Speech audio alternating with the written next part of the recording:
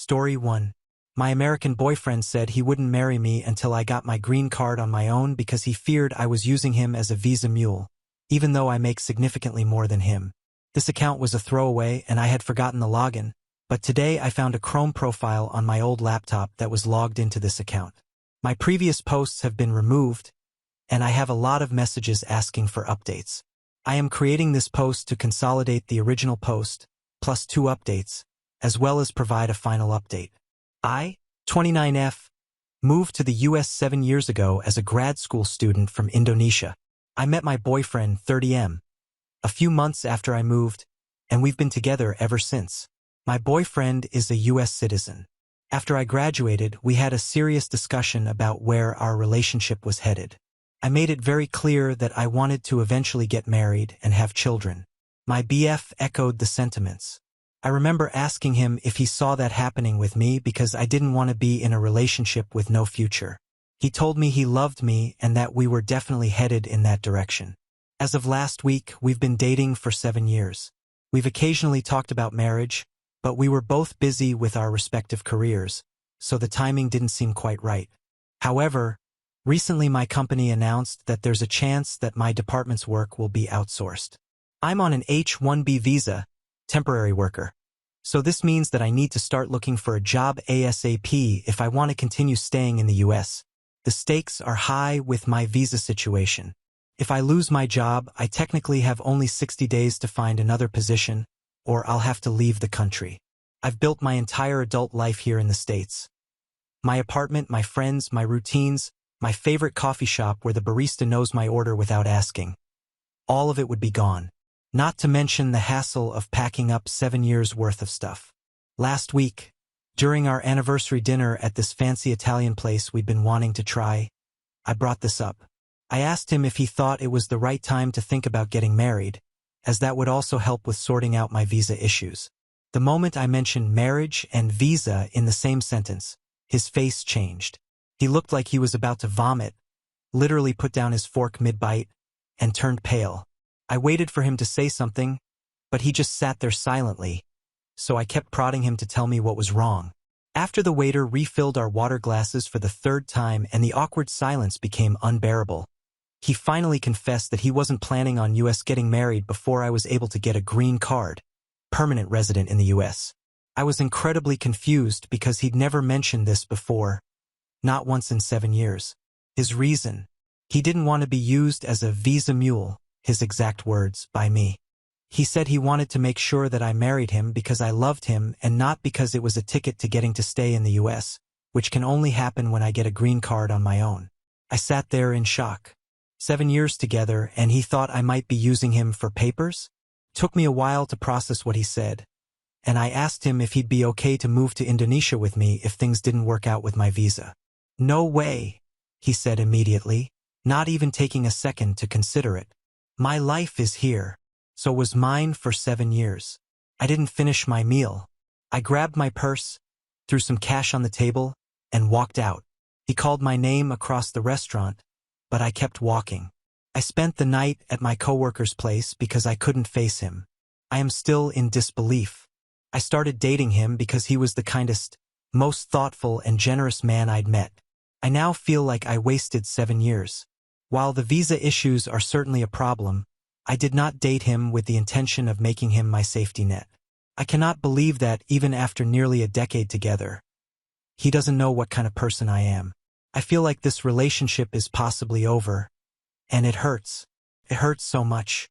Update 1.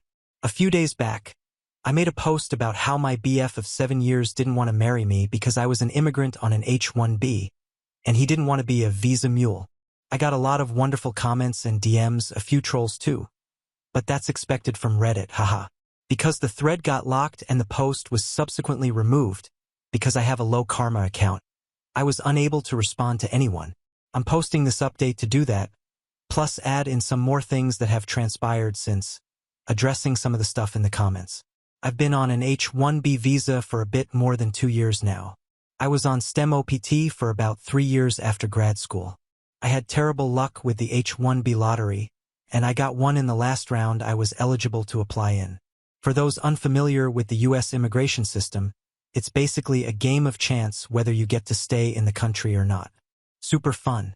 Getting PR, permanent residency, in the US is not easy. I know people who've been here for 15 plus years who are still waiting for their PR. The backlog for certain countries is ridiculous, and with my country of origin, I'm looking at a wait time that could stretch over a decade.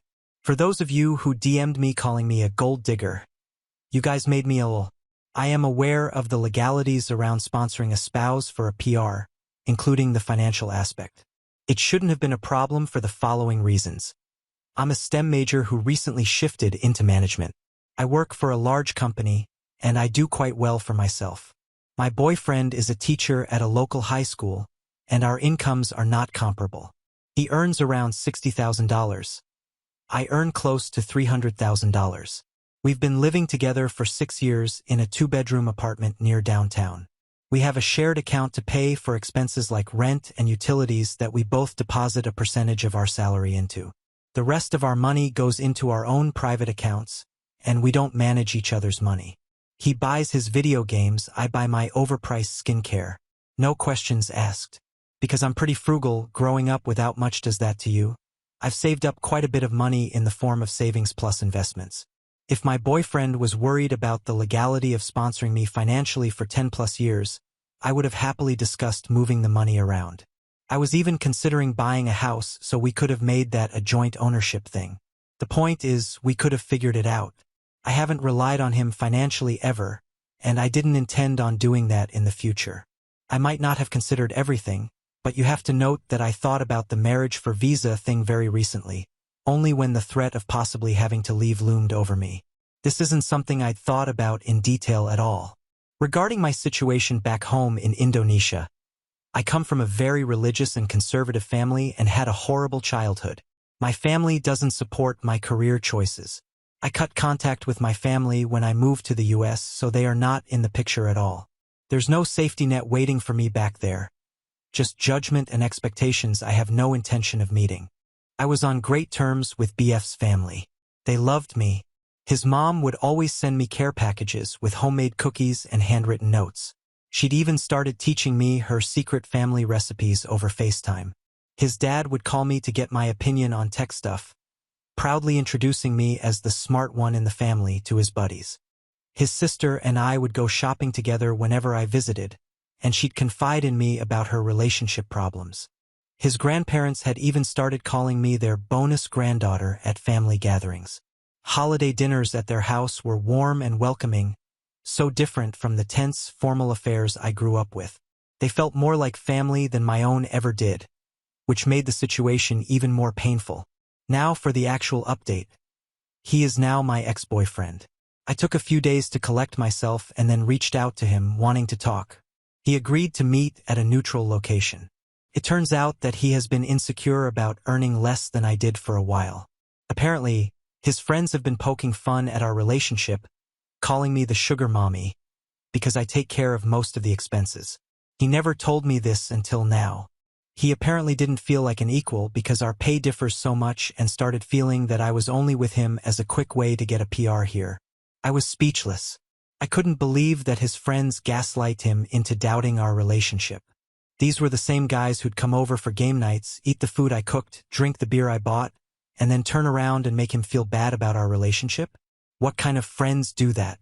I reminded him how he had supported me when I was in grad school, like getting me groceries when I had little money to spare, allowing me to stay with him rent-free in my last year of grad school to help me minimize expenses so I didn't have to take out a loan, letting me use his car when I was attending interviews. I told him that he did them because he loved me, and me taking on the majority of household expenses since I started working is my way of paying him back for all the things he did for me back then. He said that he gets what I'm saying, but also that he didn't expect me to start earning more than him straight off the bat. Like, what did he expect? That I'd get a STEM degree from a top university and then deliberately take a low-paying job to protect his ego? I asked if there was any chance he'd consider going to couples therapy like some of you had suggested, and he declined because he didn't think he was being unreasonable. He said that he wanted to be the provider in a relationship and that he didn't feel like one in ours, so there's no going back from this unless I quit my job and found another that paid substantially less, which isn't going to happen. Not in this economy, not with the life I've worked so hard to build. Well, long story short, we broke up. His family is in disbelief. They were hoping that he would propose soon. His mom had even shown me family heirlooms that could be mine someday. I've moved into an Airbnb for now, a small studio downtown that costs way too much, but it's temporary until I figure things out. The apartment feels strange without him.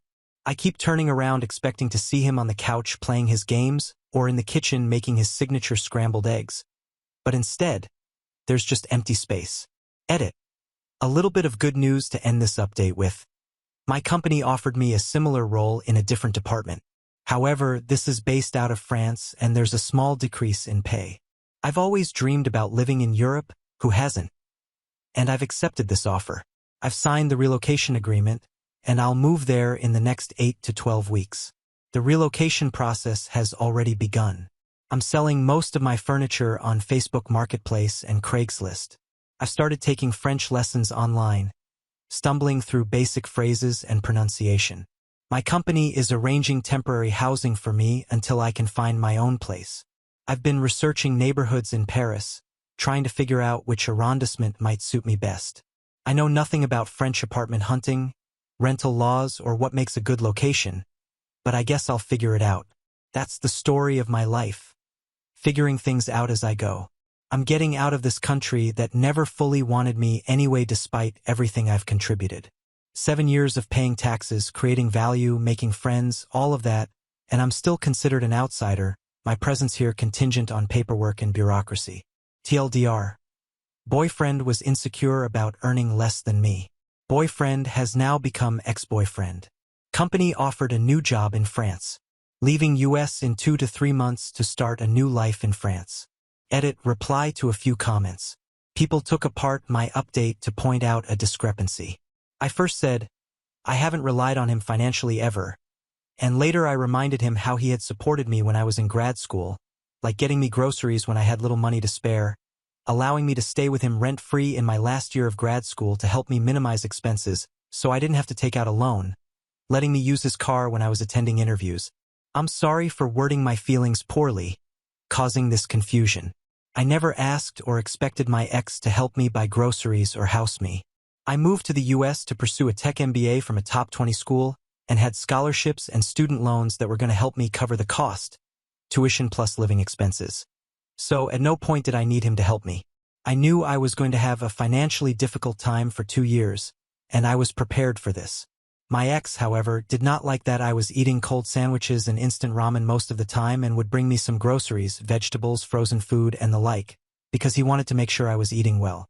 He was also the one who proposed the idea of me moving in with him because he wanted us to live together and also thought it would lower my stress levels. He was an extremely kind, considerate, and generous man, and it was one of the reasons I fell in love with him. I am extremely grateful for his support, but I wasn't relying on it. Had he not done any of the above, I would have managed. I always do. Update 2. I'm back with an update after about a year of moving to France. My previous posts are on my profile if you guys want to check them out. I absolutely love it here. The language barrier is very real. My French was limited to bonjour and merci when I arrived, but I'm taking classes, and the people around me have been incredibly helpful. The first few months were rough. Everything from setting up a bank account to figuring out the public transportation system was a challenge. I live in Paris in a small but charming apartment in the 11th arrondissement. My first week here, I got completely lost trying to navigate the metro system. I ended up wandering around for hours before a kind older woman noticed my confused face and helped me find my way back. I couldn't understand half of what she was saying, but she drew me a little map on a napkin and pointed me in the right direction. The French bureaucracy is no joke. It took 3 visits to the bank to open an account because I was missing different pieces of paperwork each time. The electricity company sent me bills in rapid French that I had to translate with Google Translate. Figuring out how to pay rent through a wire transfer instead of a check took an entire afternoon and lots of gesturing at the bank. But I've gotten the hang of most things now. I can order at restaurants without the waiter immediately switching to English, progress, and I've memorized my metro routes. I've even made friends with the local baker who now saves me a pain au chocolate if I'm running late on my morning coffee run. I've spent the last year experiencing all the good things Europe offers. I've visited multiple cities in France, Netherlands, Belgium, Spain, Portugal, Switzerland, Denmark, Germany, and Luxembourg. I cannot believe how gorgeous all of these places are, and the more time I spend here, the more I think about how fortunate I am to be able to experience this. I'm soon traveling to Italy, and I'm excited about everything. The food here is incredible. I've gained about 10 pounds from all the bread, cheese, and wine, but it's been worth every calorie. My coworkers regularly bring homemade treats to the office, and there's a bakery down the street from my apartment that makes croissants that would make you weep. My work-life balance is also incredible. I was frequently putting in 10 to 12-hour workdays in the US, and I can count on one hand the number of times I've had to work more than 8 hours a day here. I love the emphasis on personal time, and I cannot fathom going back to the way it was before. When I log off at 5 p.m., I'm truly done for the day. No emails, no calls, no expectations to be available 24/7. I actually have time to cook proper meals and go for walks in the evening. I haven't had the courage to get back into dating yet. My experience with the ex has left a really bad taste in my mouth. Even though immigration here is a lot easier than in the US and is not really one of my worries, the thought of things falling apart after putting in a significant amount of time and effort scares me. I've gone on a few casual coffee dates, but nothing serious. I'm taking my time. My apartment here is small but charming, with a little balcony where I've set up some plants and a small table. I spend my weekends exploring new neighborhoods, trying new restaurants, and occasionally joining expat meetups to make friends. Building a social circle from scratch is hard, but I'm getting there. My ex reached out to me a few months after I moved. He faced a lot of backlash from his family after we broke up, and he wanted to discuss reconciliation because he realized the error of his ways. I told him exactly how he made me feel and that I could no longer trust him. I had decided to move on and advised him to do the same. He's had to downgrade his lifestyle as he could no longer afford to live the same way we did, and I could tell that it made him unhappy. He had to move to a smaller apartment in a less convenient location and give up some of the luxuries we'd enjoyed together. Not going to lie, I did feel a pang of guilt and sadness after our conversation, but it is what it is. I got a bunch of DMs asking me about what I do. I have an undergrad in comp science, and after a year of working, I decided to pursue an MBA. I was fortunate enough to get into one of the top 20 B schools with a scholarship that reduced my tuition by about 30%. I got into tech consulting initially and then switched to product management after a couple of years. TLDR, life's good. Ex's chapter is closed. Haven't started dating yet. Need to find the courage to get back into it. Update 3. I now live in the Netherlands. I switched over to another company last year. It's cold and wet most of the year, but this summer was glorious and at times hot enough to remind me of home. The move from France to the Netherlands was surprisingly complicated. Different paperwork, different systems, different bureaucracies to navigate. I spent weeks gathering documents, getting them translated, and standing in various government office lines. The Dutch immigration system wanted proof of everything. My birth certificate translated into Dutch by a certified translator. My new company offered a relocation package, but the person handling my case quit halfway through, so I had to start the process over with someone new who had no idea what had already been done. I spent countless hours on the phone, being transferred from department to department, explaining my situation over and over. When I finally arrived, it was pouring rain. Welcome to the Netherlands, I guess. But the company helped with most of it, and I'm settled now in a small but modern apartment in Amsterdam in the Jordan neighborhood. It's a third-floor walk-up in a narrow building typical of Amsterdam, with those huge windows and a tiny balcony overlooking a quiet street. The stairs are so steep they're practically a ladder. Moving my furniture up was a nightmare that involved 3 guys, lots of rope, and hoisting things through the window. The canals are beautiful, especially in the early morning when the city is still quiet and the water looks like glass. I've bought a bicycle, apparently mandatory for living here, and I'm slowly getting used to the traffic rules and the terror of tram tracks that can catch your wheels. I've already had one minor crash into a parked car when I was trying to avoid a tourist who stepped into the bike lane without looking. My knee still has the bruise. Work keeps me busy.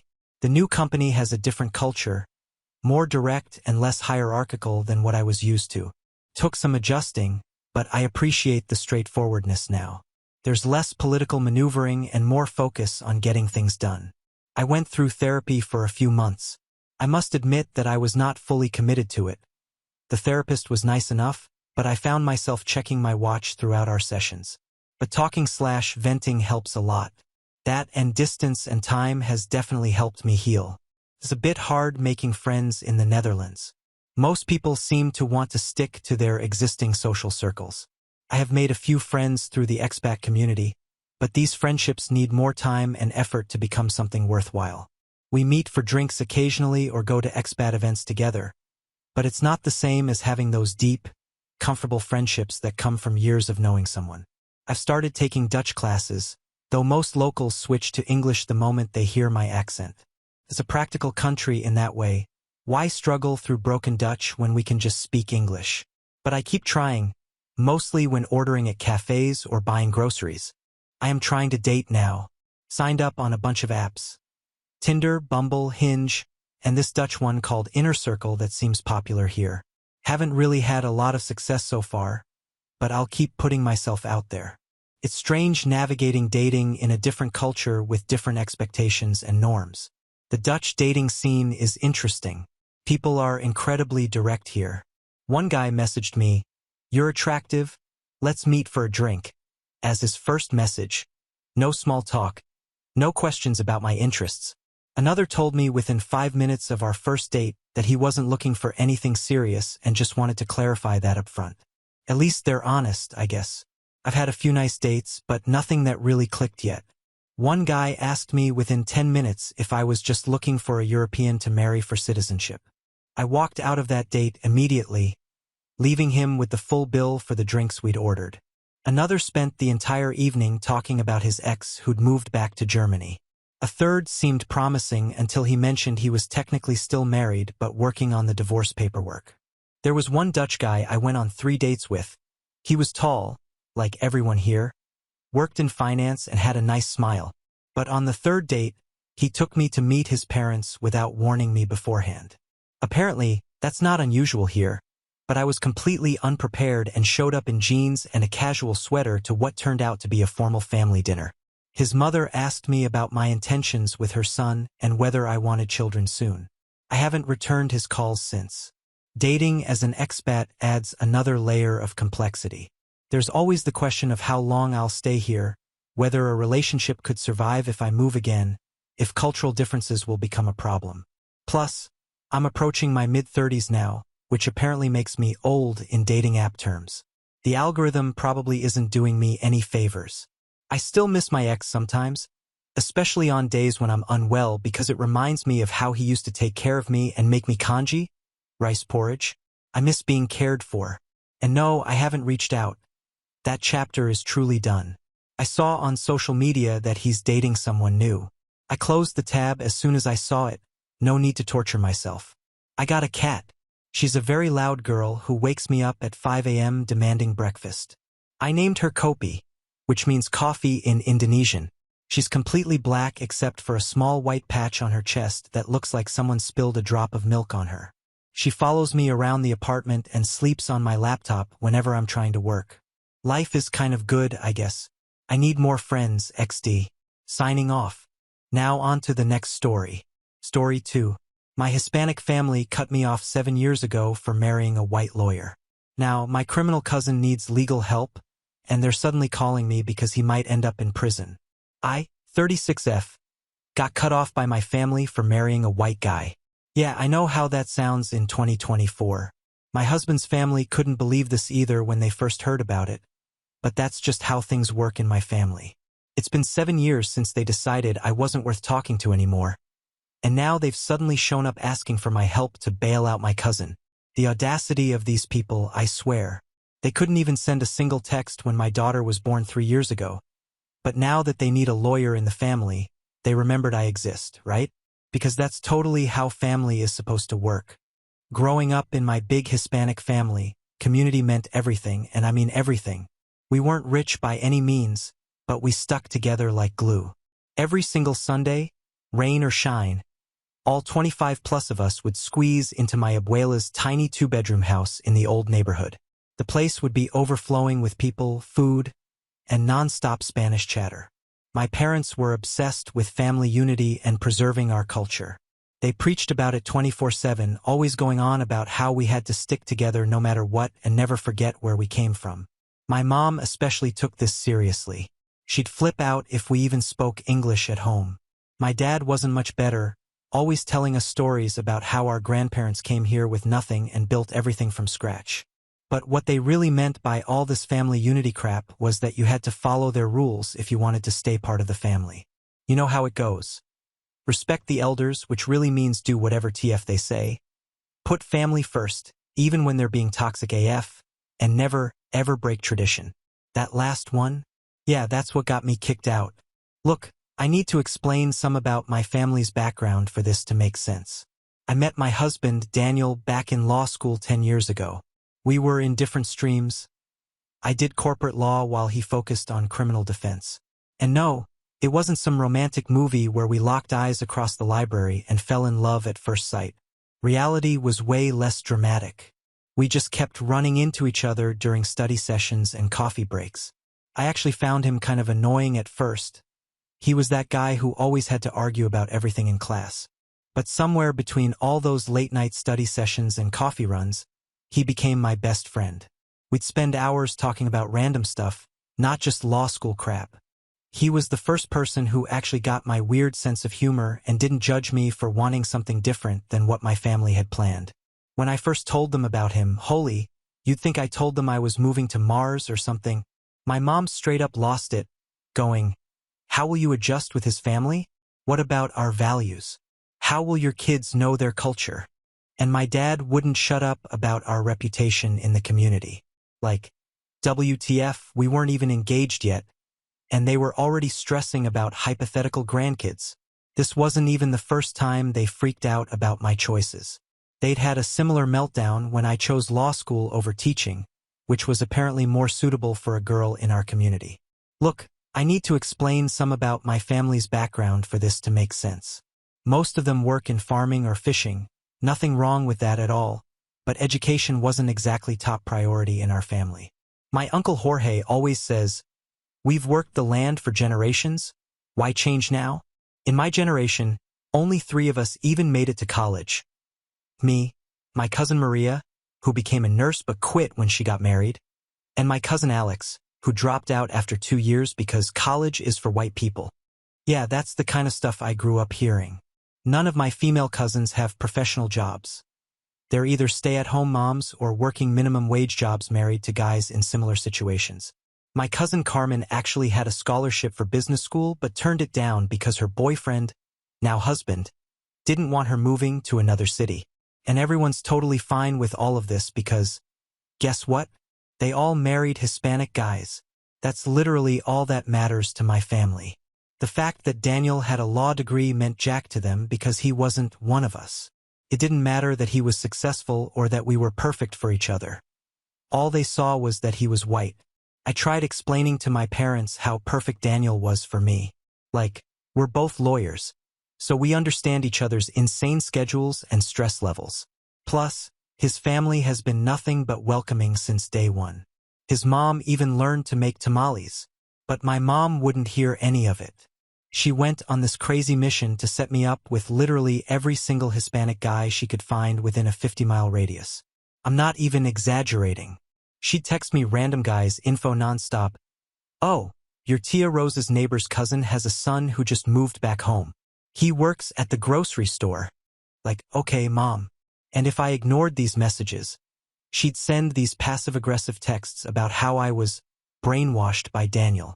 She even started using this term, whitewashed by your white boyfriend, which pissed me off so much. My cousin Teresa tried the same crap when she got married to a guy from our church. Spent months trying to convince me to meet her husband's friend because he's such a good Catholic boy. Like, seriously, what year are we living in? It got so bad that I had to mute all their messages and stopped going home for holidays. Daniel's parents were actually amazing about it. They always made sure I felt welcome at their place during holidays, even learning to make some of our traditional dishes so I wouldn't feel homesick. When Daniel proposed, I didn't even bother telling my family right away. What was even the point? My sister-in-law from my brother's side had already warned me about how the family reacted when she told them she was dating a Puerto Rican guy. And he was at least Latino. It didn't matter that Daniel spoke Spanish fluently. He learned it in high school and kept studying in college. Loved our food, and actually made an effort to understand our traditions. Hell, he probably knew more about our culture than my cousin Pablo, who claims he's keeping it real, but can barely speak Spanish. To them, Daniel would always be an outsider, and me being with him was basically treason. At first, Daniel wanted to try talking to them, maybe work things out. He kept saying, "They're your family. They'll come around eventually." But I knew better. My family can be real when they want to be, and they wouldn't think twice about saying nasty straight to his face. No way I was letting that happen. The wedding planning turned into this huge emotional mess. My aunt had already spread rumors about me thinking I'm too good for my own people, just because I moved to a better neighborhood after getting my law degree. Daniel and I had this long talk about it one night, and he made a good point. I wasn't doing anything wrong, so why was I acting like I needed to hide? Better to just be upfront about it. So I called my mom to tell her about our wedding plans. Jesus Christ, I wasn't ready for the storm that followed.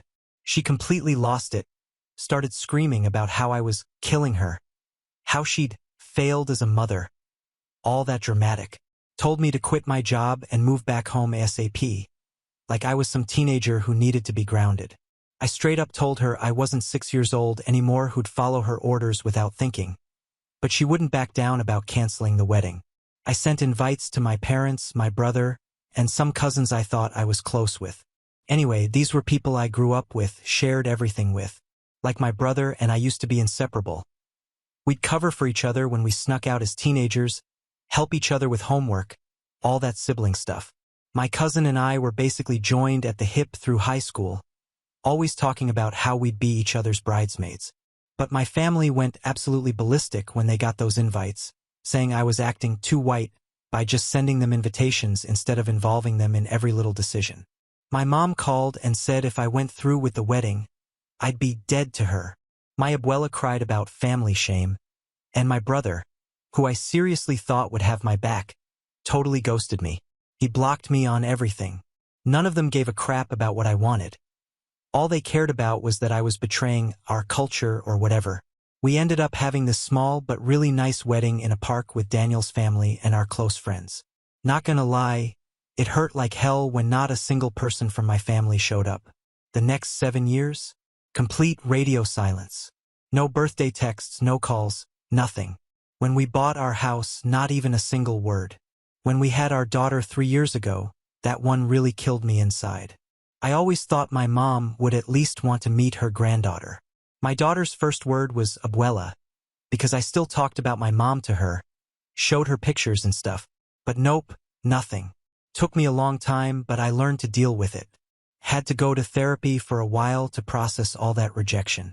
I had my own family now who actually loved me without all these stupid conditions. Then last week, out of nowhere, my mom calls me. I honestly thought it was a scam at first. Her number hasn't popped up on my phone in literal years. I answered because part of me was curious, but nope. She skipped right past any normal greeting, didn't ask how I was, how her granddaughter was doing. Nothing. Just went straight to, "We need your help. It's about Ryan." Classic mom, always getting straight to what she wants. Let me tell you about Ryan, my cousin from mom's side and the golden child of the family. This guy has been spoiled rotten since day one. First grandson, son of our generation, so obviously he could do no wrong in their eyes. When we were kids, he broke my arm by accident during a family party, and guess what? My parents told me to apologize to him for crying and ruining the celebration. He got kicked out of 3 different high schools for fighting, but the family always said it was because the teachers had it out for him.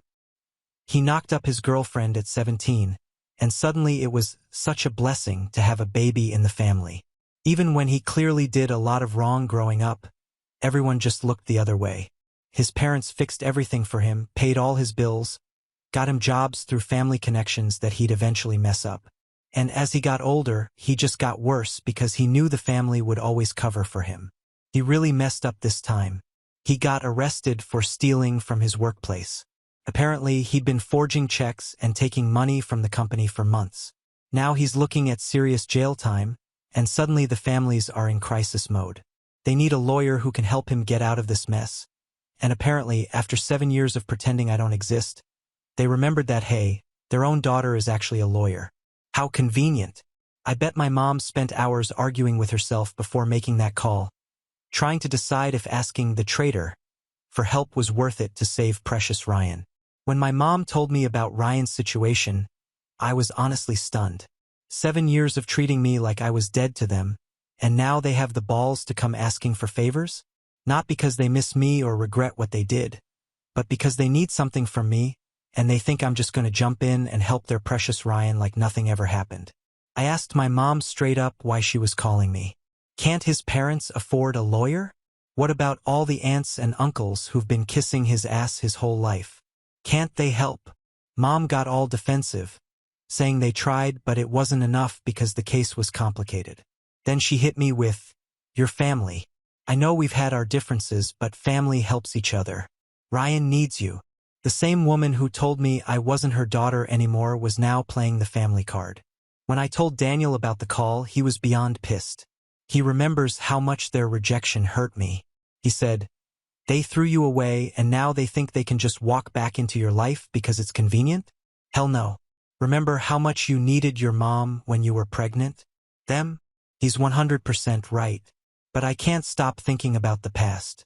Like my abuela making me soup whenever I was sick, singing old Spanish lullabies while I fell asleep. But then I remember how easily they cut me off, how their love always came with conditions that I wasn't willing to meet anymore, how they chose prejudice over their own blood.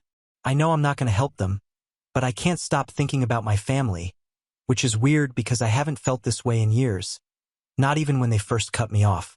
It's like that phone call reopened all these old wounds I thought had healed. Just wondering if anyone else has dealt with something like this. Update 1. Hey everyone. Thanks for all the support on my post. Just needed to update you all because it has gotten even more intense since then. The same day I posted here, my mom called again.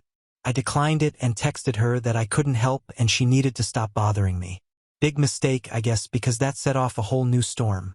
She sent back this long text about how this was the first time they'd ever asked for help and that I was refusing to step up, then hit me with how I was running away from my responsibility.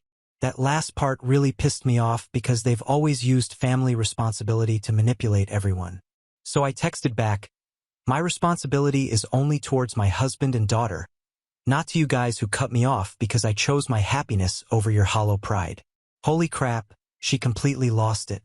Started sending these crazy long messages about how I'd changed, how I wasn't the daughter she raised anymore. "You became one of them, mean and cruel. Your success has gotten into your head. You've forgotten your roots and where you've come from." The irony of her talking about forgetting family when she hasn't even tried to meet her granddaughter once in 3 years. The messages kept getting more dramatic. Then my aunt called, sobbing about how Ryan has 4 kids to feed, and my uncle sent this long voice message about how the system is rigged against our people, and how I'm betraying the community. The most ridiculous message came from my older cousin, who I literally haven't heard from in over a decade. "Ryan made some bad choices, but he doesn't deserve prison. You know how the system treats young men from our community. You and Daniel can help him. You don't even have to pay for a lawyer. Just represent him yourselves." Yeah, because risking my law license for Ryan sounds like a brilliant idea.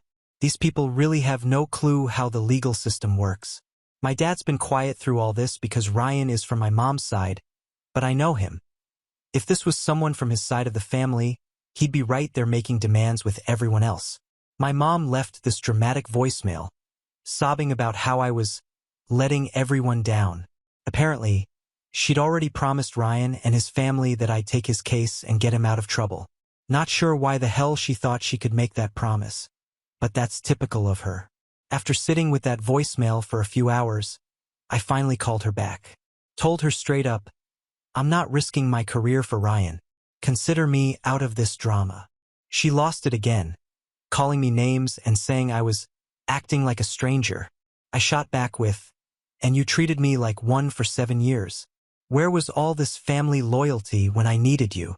That shut her up for maybe 2 seconds before she came back with, "You owe us. After everything we did for you, raising you, feeding you, putting you through school, you owe this family. We sacrificed so much for you, and this is how you repay us." I actually laughed at that one. I paid for my own college. I worked my ass off for that partial scholarship and paid the rest with my job. She hung up saying, "Talking to you is like beating a dead horse." I blocked her number after that, thinking maybe that would be the end of it. But nope. 2 days later, Ryan himself called me. At first, I didn't even recognize his voice. Hadn't heard it since that family party 7 years ago where he made jokes about Daniel being a gringo. He put on this fake humble tone. "I know we haven't talked in a while, but I need your help." Just hearing his voice brought back all these memories of how the family always favored him while I was working 2 jobs to pay for law school. He was getting everything handed to him. His dad bought him a house when he got his first kid at 19. I cut him off right there. "I'm sorry, Ryan. I can't help you." He started getting angry then. "But you're a lawyer. This is what you do. I made a mistake. Okay? I'm sorry about whatever happened between you and the family, but that's got nothing to do with me." I had to laugh at that. "You're right, it doesn't." He tried one last guilt trip. "You're really going to let me rot in prison? What kind of sister does that?" I just snapped back, "The kind who's done being taken advantage of," and hung up. It's been quiet since then, and honestly, I hope it stays that way. Update 2. Sorry I couldn't update earlier. Had to be careful because of all the legal and safety concerns that came up after that confrontation with Ryan. I thought the drama was finally over, but nope. If there's one thing my family's good at, it's creating more chaos. It started with this random knock at my office door. I was reviewing a case when my assistant buzzed to tell me I had a visitor. Turns out it was Ryan's wife. I haven't seen her since that family party where she got wasted and started drama with my cousin's girlfriend. So this was already weird. She didn't waste any time with small talk. Apparently, Ryan's situation is way worse than what my mom told me. The DA has evidence of more than just basic embezzlement. They're looking at fraud charges, credit card scams, fake accounts. He's looking at years in prison, not months like they initially said. By this point, I was so done with all of it that I didn't even pretend to care. I just said, "So what? And what does that have to do with me?" She said they're offering him a deal if he cooperates and gives up names of the people he worked with. He could get a reduced sentence, but he doesn't trust the public defender to negotiate it properly. That's why he needs me. Right then, I knew this wasn't just Ryan being stupid with company money. This was organized crime. You could see it in how his wife hesitated when she was explaining things. So I told her straight up, "I'm not touching this, not even with a 10-foot pole." She got all pissy and was like, "Do you even care what happens to him?" I snapped back, "Do you even care what happened to me? You want me to put my career and my life at risk? No, find someone else." Later that night, Daniel got this call from an old law school friend who works in the DA's office. He casually asked if I was representing Ryan's case.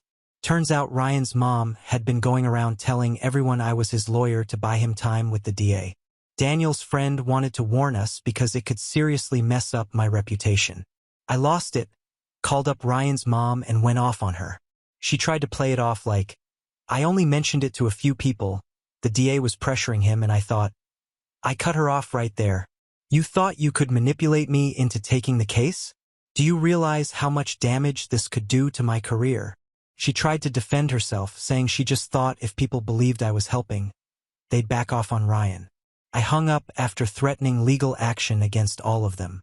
But the damage was already done. Word spreads fast in legal circles, and suddenly everyone was whispering about me supposedly representing my cousin in this criminal case. Daniel and I had to put out a formal statement saying I had nothing to do with Ryan's defense. The whole thing was humiliating. Then it got really scary. One evening, I got this call from an unknown number. Some guy asking if I was connected to Ryan. When I asked who he was, he just said, "Let's just say I'm his business associate and he owes me a lot of money." Then he started talking about how since I was handling his case, maybe I could help settle their financial dispute and represent him too. I hung up immediately. When I told Daniel, he was livid, made me block every single family member contact right then and there. We thought about filing a police report, but without more info, it wouldn't do much. Instead, we beefed up security at our house and got our firm's legal team involved to make sure our name stayed clear of this mess.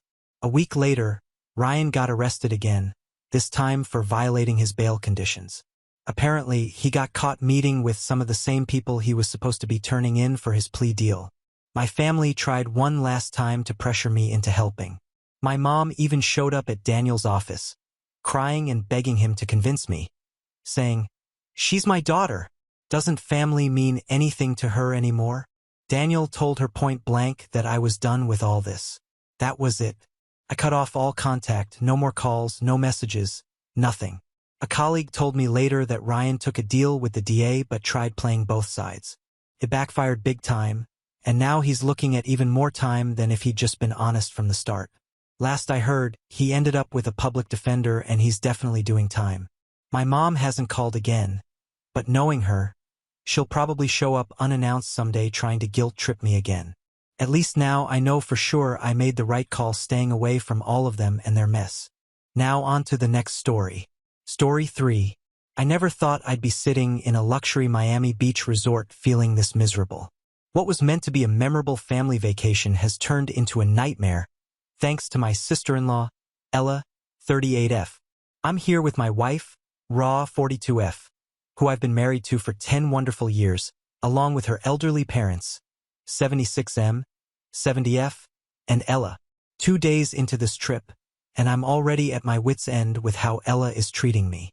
Raw and I have built a comfortable life together over the past decade. We both hold executive positions at our respective companies, and we've worked hard to reach where we are. Our lifestyle reflects our success. We take at least 3 major vacations every year, plus several weekend getaways to break the monotony of our busy lives. We chose not to have children, which gives us the freedom to travel extensively. For the past couple of years, we've made it a point to include Raw's parents in one of our annual trips. Her father's health has been declining rapidly, and her mother struggles to manage traveling alone with him. This summer's trip held special significance. Raw's father expressed a wish to visit Miami, the city where he and his wife had spent their honeymoon nearly 5 decades ago. There was something in his voice when he mentioned it, a hint of urgency that suggested he feared this might be his last chance to revisit those cherished memories. When he offered to contribute to the expenses, knowing how costly a week in Miami would be, I immediately declined. These people have treated me like their own son for the past decade, and I wanted to do this for them. My financial situation allows me to comfortably cover such expenses, and seeing their joy at returning to Miami was worth every penny. Our trip changed completely when Ella asked to join us. Unlike Raw and me, Ella's financial situation has always been tight. She has 3 school-going kids, and her husband's income barely covers their basic needs. Every time we'd share photos from our travels, she'd comment about how she hasn't been able to afford a proper vacation since her honeymoon. This year, she directly approached us about joining the Miami trip. Despite knowing I'd have to cover all her expenses, I agreed. After all, family should help family. From the moment we landed in Miami, something felt off about Ella's behavior. The first red flag appeared just hours after checking into our beach resort. Ella suggested taking a family photo in front of the stunning ocean view. I reached for my phone, ready to set the timer so everyone could be in the picture. That's when she stopped me. "Oh, can you take the picture for us? We want just the 4 of us. Mom, Dad, Raw, and me." Her words hit me like a slap in the face, but I stayed quiet, thinking maybe they wanted one photo of their original family unit. But this wasn't a one-time thing. Ella turned it into the theme of our entire vacation. At every tourist spot, every restaurant, every memorable moment, she'd find a way to exclude me. "Oh, just the 4 of us," or "this one's just for family," became her constant thing. I became the designated photographer, forever behind the camera instead of making memories with my wife and in-laws. Even worse, Ella started posting these photos on social media, creating a narrative where I didn't exist in this family vacation. Raw would occasionally step in, insisting I was family too, and my in-laws would invite me to join the photos, but Ella always managed to manipulate the situation until I was back behind the camera. It felt like I was nothing more than a walking ATM and personal photographer for their perfect family reunion. After a long day of walking and sightseeing, I was looking forward to relaxing in the pristine water with its breathtaking ocean view. Just as I was about to step into the pool, Ella struck again. "Can you stay out for a bit? We want a girl's photo, just Raw, Mom, and me." What started as one innocent-sounding request turned into an hour of me standing at the poolside while Ella started an endless photo shoot. First, it was the women, then a sibling's photo, then another original family shot. Each time I tried to join them, she'd find another combination that conveniently excluded me. I couldn't help but wonder why she'd even bothered coming on this trip if my presence was such an inconvenience. The boat ride incident the next day was even more blatant. We arrived at the sightseeing spot where they offered serene boat rides along the coast. The boats were designed with 2 rows of 2 seats each, perfect for families of 4, but we were 5. Before anyone could suggest a fair rotation system, Ella jumped in with her plan.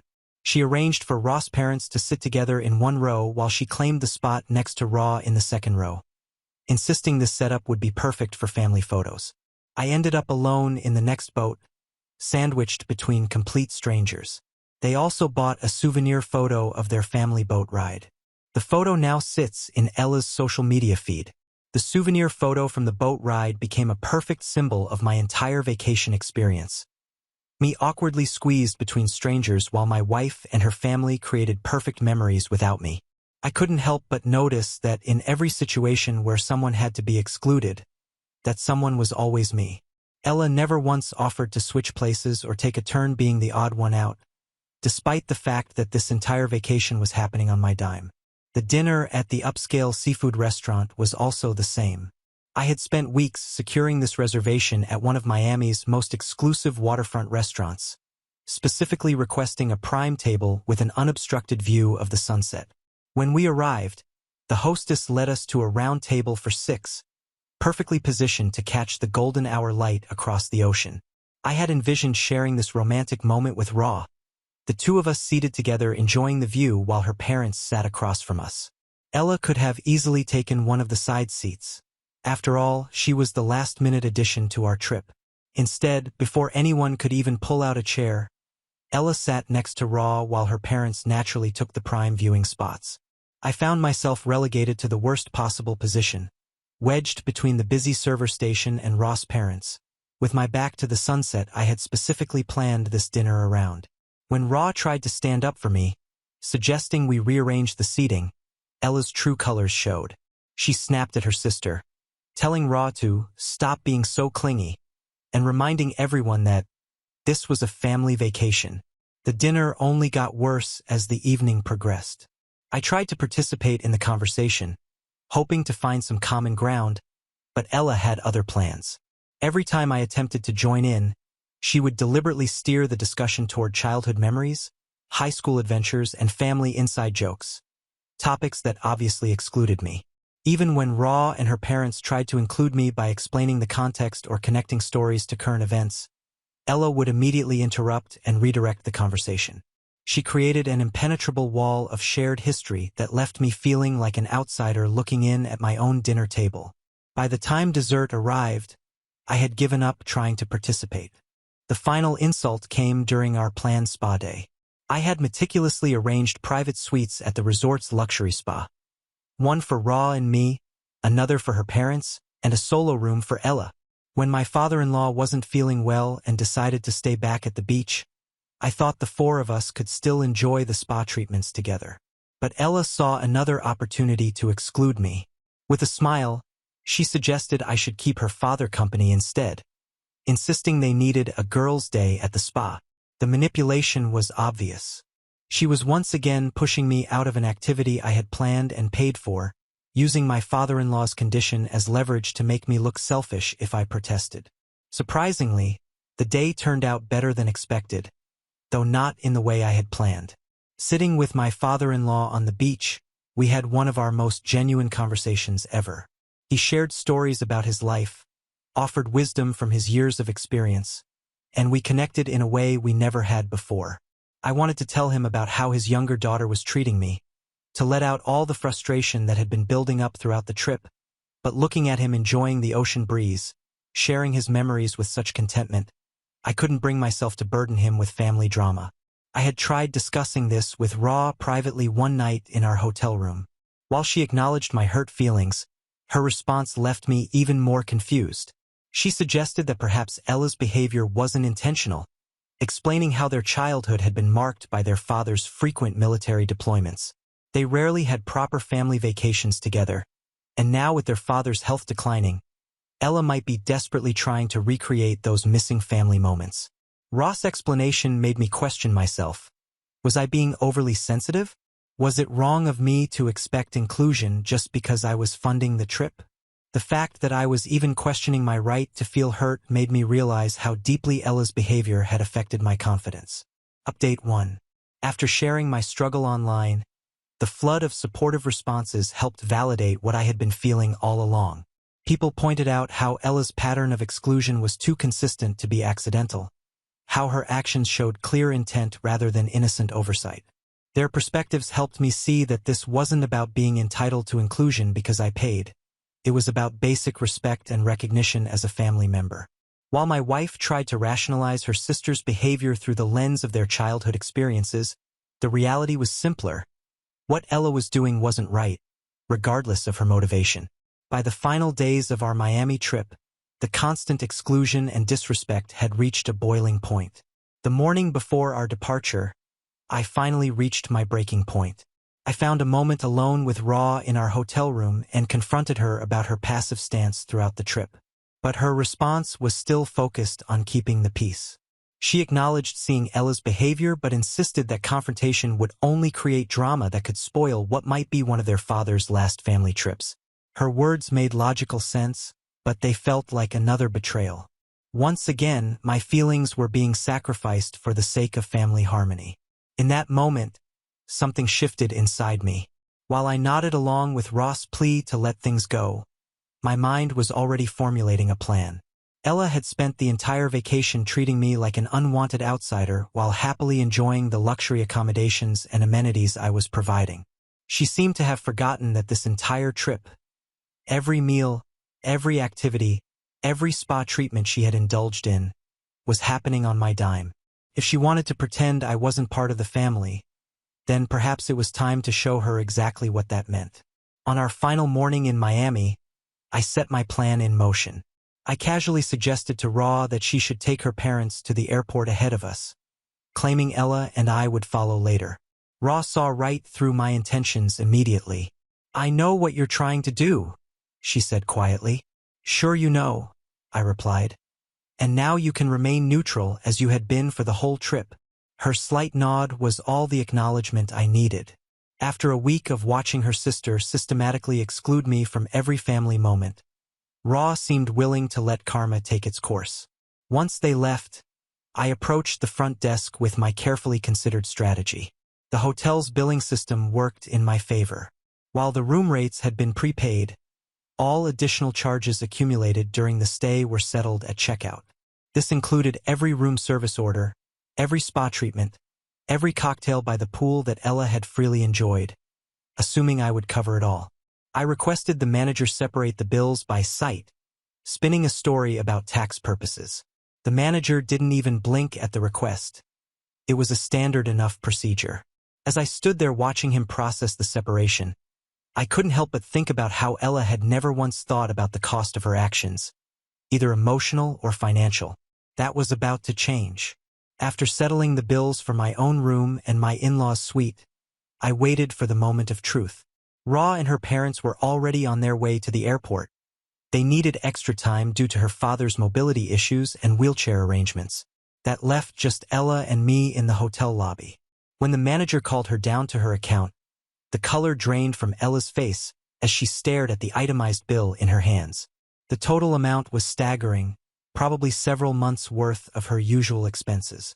Her eyes darted between the bill and my face, confusion turning to panic as reality set in. "You're not covering mine?" I maintained my composure. "I've already paid for my family. You can cover for yourself." Ella fumbled with her credit card, her hand shaking slightly as she handed it to the manager. The declined transaction message only confirmed what I already suspected. She'd spent the entire week living far beyond her means, secure in her assumption that I would foot the bill.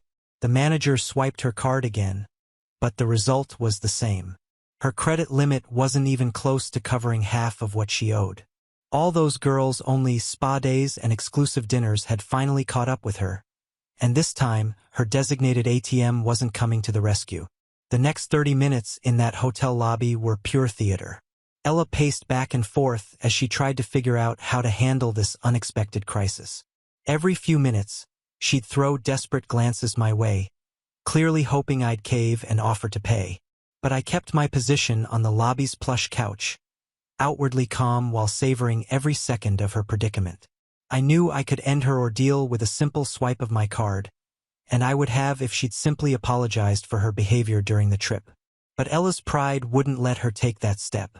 Instead, she wanted me to volunteer to help, as if she was entitled to my money even after a week of treating me like an unwanted intruder. Finally, she made the call she'd been avoiding. I could hear her husband's voice rising through the phone as she explained the situation. The bill she'd racked up amounted to nearly his entire monthly salary, with him demanding to know how she could spend so recklessly. After what felt like an eternity of awkward negotiations and probably some desperate promises on her part, the money was finally wired to cover the bill.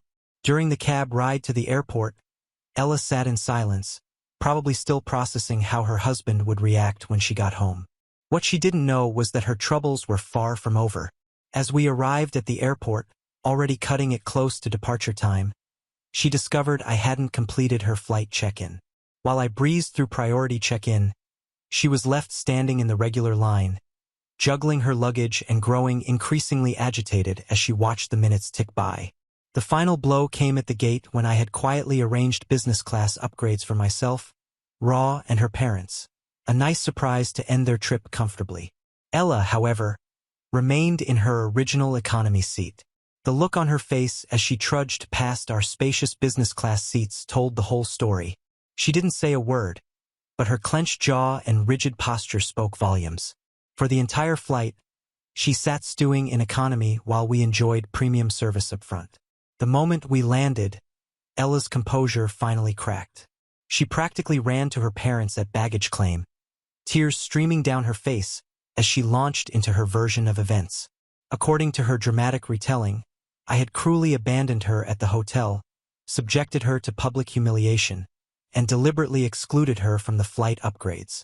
She conveniently left out the part about her week-long campaign to exclude me from every family moment. Her father, already tired from the journey, became visibly distressed as she continued her performance. Even in this moment, she showed no concern for his health, too focused on painting herself as the victim of my supposed cruelty.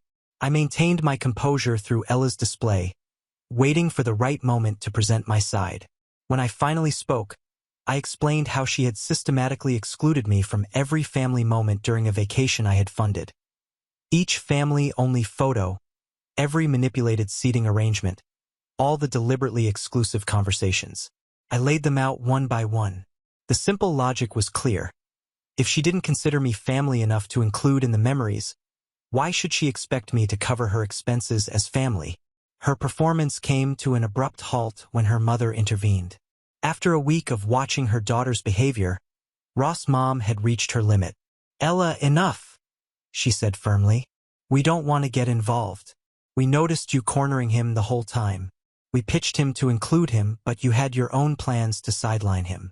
Now deal with it." But instead of accepting responsibility, Ella lashed out more viciously. Her true colors emerged as she accused me of using money to control the family. Then she turned to Raw. "You partnered with your husband to humiliate your sister, your own blood," she spat. "You'll see what this man is going to do to you. He's going to sleep with another woman right under your nose, and you won't be able to do anything. You're blindsided by his money." The baseless accusation sparked a fierce response from Raw, turning the baggage claim area into a scene from a family drama. The situation might have escalated further if not for Ross' father. Throughout the trip, he had maintained a dignified silence, observing everything but saying little. Ella, Your brother-in-law has done enough for you. If you can't appreciate it, better keep your mouth shut. The simple statement effectively ended Ella's tirade, though the damage to family relationships was already done. After my father-in-law's final words, a heavy silence fell over the airport terminal. His request to leave immediately was filled with quiet authority, and I quickly helped him to the car. We drove away, leaving Ella standing there alone, her pride preventing her from asking for a ride despite being 70 miles from home. She hadn't brought her own car to the airport, having arrived with us, and I knew the taxi fare would be astronomical. But after a week of her deliberate exclusion, I couldn't find it in myself to care. The drive to my in-laws' house was peaceful. When we arrived, both of them expressed genuine gratitude for the vacation. My father-in-law's hug lasted longer than usual, communicating more than words ever could. That hug validated everything. Raw and I returned home and initially avoided discussing what had happened, falling back into our normal routines. The topic remained untouched until a few days later when Raw finally broke the silence. She shared that Ella was facing serious financial consequences. Her husband, furious about having to bail her out, was demanding full repayment. He refused to save her pompous but, as he put it, leaving Ella struggling to manage both the repayment and her regular credit card bill. While Raw supported my actions, she gently suggested I might have gone too far. But even as she said it, she acknowledged that her sister had needed this wake-up call. Ella had spent years taking advantage of others' generosity while treating them with contempt. The fact that she was finally facing consequences for her actions felt like long overdue justice. When Raw asked if I regretted my decisions, I could honestly say no. Sometimes the most effective lessons come with the highest price tags, and Ella had chosen her own tuition right through her behavior. Update 2. On Thanksgiving. After sharing my story online, I received mixed reactions. Some people suggested I was too harsh, that I should have just absorbed the cost to keep the peace. They wanted me to be a doormat, to quietly accept being treated like an outsider while still funding everyone's luxury vacation. But I know my worth and I refuse to be used that way. I never expected Ella to grovel or become my servant. All I wanted was basic respect and inclusion in the family activities. Even after everything, I would have covered her expenses if she had simply acknowledged her behavior and apologized. But her pride was more important to her than making things right. The truth is, Ella and I were never close. Our relationship consisted entirely of polite greetings at family gatherings when she would visit Raw. We had no real connection or meaningful conversations over the years. Still, when she asked to join the vacation, I agreed to fund her trip without hesitation, simply because she was family. That generosity should have earned at least a basic level of respect. But instead, it seemed to fuel her determination to exclude me even more. Ella's husband was still seething about having to empty his savings to cover her extravagant spending. The bill she had racked up nearly equaled his monthly salary. No working person would be happy to see their hard-earned money vanish because their spouse spent a week playing princess on someone else's supposed dime. But instead of accepting responsibility for her actions, Ella did what she does best. She spun a narrative, painting herself as the victim and me as the villain who had deliberately humiliated her. During Thanksgiving preparations, my mother-in-law had been planning an extra special celebration, knowing it might be one of the last holidays with my father-in-law given his declining health. But Ella's husband threw a wrench in the plans by refusing to attend. His reason: he couldn't bear to sit at the same table as someone who would humiliate a financially weaker person. That's when my mother-in-law finally had enough. She sat him down and revealed the full story of Ella's behavior during the Miami trip. "Look at the vacation photos," she told him. "Really look at them." The evidence was right there in Ella's own social media posts. Photo after photo where I had been deliberately excluded, pushed behind the camera, or made to sit apart. The visual record of my systematic exclusion was impossible to deny. My mother-in-law explained how she and my father-in-law had repeatedly tried to include me, only to watch Ella create new ways to push me aside. What made this especially painful was that I had always respected Ella's husband.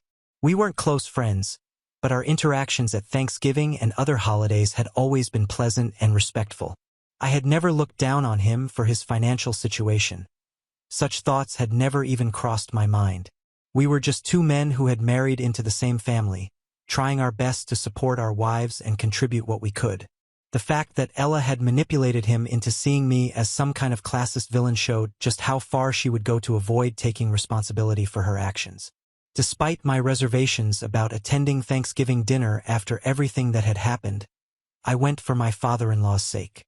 Ella and her husband's absence was explained away with a convenient story about visiting his parents. It wasn't until after he retired for the evening that the real story emerged, and it was far uglier than I had imagined. The Miami incident had apparently been the catalyst for a major fight in Ella's marriage. Rather than learning humility from the experience, she had turned her humiliation into ammunition against her husband, constantly degrading him for his income level. She began demanding that he take on a second job on top of his full-time position, despite the fact that she herself only worked part-time, a mere 20 hours a week. When he agreed to look for additional work, it came with a reasonable condition: that he would need to step back from household duties and child care. This compromise sent Ella into a fury. My mother-in-law shared how Ella's husband had broken down while telling her everything. The expectations being placed on him were staggering. Ella wanted him to work well over 40 hours a week while still maintaining his share of domestic responsibilities, all while she maintained her leisurely schedule. The entitled attitude that had been so evident during our Miami vacation was apparently just the tip of the iceberg. The woman who had spent a week racking up expenses she couldn't pay was now berating her hard-working husband for not providing her with a more luxurious lifestyle. My mother-in-law had tried everything to make Ella see reason. She counseled her daughter, defended her son-in-law, and attempted to make Ella understand the unreasonableness of her demands. But it seemed the taste of luxury during our Miami trip had awakened something dangerous in Ella. The woman who once claimed to be content with simple family vacations was now obsessed with living a lifestyle she hadn't earned. The situation became so concerning that my mother-in-law finally had to deliver a harsh ultimatum. She told Ella point blank that if her behavior led to divorce, she shouldn't expect any support from the family. More importantly, she was warned to keep any marriage troubles away from her father. His health couldn't handle the stress of watching his daughter's marriage implode over her newfound materialism. On our drive home from Thanksgiving dinner, Raw and I reflected on how our well-intentioned invitation had backfired. I remembered a quote I'd seen displayed at the resort: "Once you experience the luxury of a private island, you'd never set foot on a public island." The same principle applied to someone who'd experienced business class after years of economy. There's no going back. We had inadvertently given Ella a glimpse of a lifestyle she couldn't sustain, and now her husband was paying the price. The whole situation left me feeling guilty, not for making her pay her own bills, but for exposing her to a standard of living that had corrupted her perspective so completely. Her husband, a decent man who worked hard to provide for his family, was now being punished for not being able to maintain the luxury she briefly tasted. I could only hope she would come to her senses before she destroyed her marriage in pursuit of a lifestyle she couldn't afford. Now on to the next story. Story 4. "You're not going to college," Dad said, and gave my future away to my brother. But 6 months later, they were begging me to come back. I worked my whole life for it. My college fund, my dream. But when I finally held that letter, my dad said, "You're not going." And then he gave my future away to my brother. What did I do? I left. But 6 months later, they were begging me to come back. My story of survival. This is my story of survival. It wasn't a spectacular shouting match as in movies on the day I found out. No, the fact that it was silent, chilly, and almost informal made it worse. I recall the fragrance of Dad's coffee burning on the warmer as I stood in our living room, the air stale from the summer heat. I was holding the acceptance letter from my ideal college and smiling foolishly. This was the result of 4 years of avoiding trouble, working weekends to keep busy, and persevering through school. Mom's eyes seldom left her crossword puzzle. Dad didn't even get out of his chair. After taking a sip of his coffee, he simply stated, "Yeah, about that. You're not going." Initially, I chuckled. I assumed he was joking, perhaps a horrible joke. There was a college fund, He and Mom had always said they had made the same vow every birthday, report card ceremony, and awkward family meal since I was 12. You work hard, son, and we'll make sure you get to college. I put a lot of effort into my work. While others avoided difficulty, I kept out of trouble. I told myself that the reward would come if I kept my head down. So I declined parties and skipped vacations. And now, I just got a shrug as I stared at them with my letter quivering a little in my hands. Dad responded, "It's all gone. We gave it to James." James, my younger brother, James. James, who had never passed a class without cheating. James, who wrecked 2 cars by the time he turned 17. James, who could charm the socks off anyone for long enough to avoid real consequences. My lips opened, but I was unable to speak. Rather than breaking my heart, Dad stretched and sat back in his chair as if he had just concluded a long day of work. His words. "He deserves it more. He's got potential. He just needs a little help to get serious. You'll figure something out." After everything, I wish I could say I screamed, fought, and demanded to know how they could do this to me, but I didn't. As I stood there, I felt my heart slowly shatter as I realized that all of those years of sacrifice had been pointless and invisible to them. Without saying another word, I made my way upstairs, each step getting heavier. I located my old duffel bag, which I had used for middle school soccer tournaments, and filled it with my battered laptop, a few changes of clothes, and the small amount of money I had accumulated from my after-school jobs.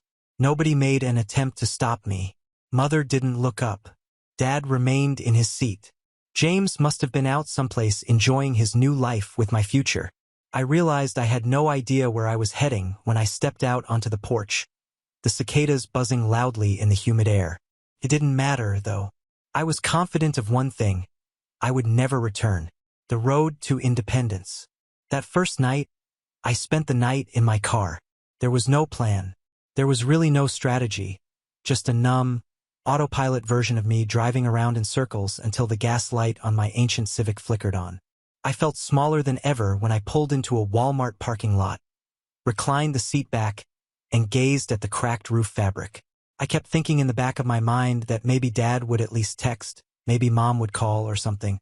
However, my phone remained dark. Not a single message, no missed calls. The days that followed were a lengthy stretch of job boards, tin soup, and sleeping with one hand on the door lock. I got gas money by pawning my old Xbox.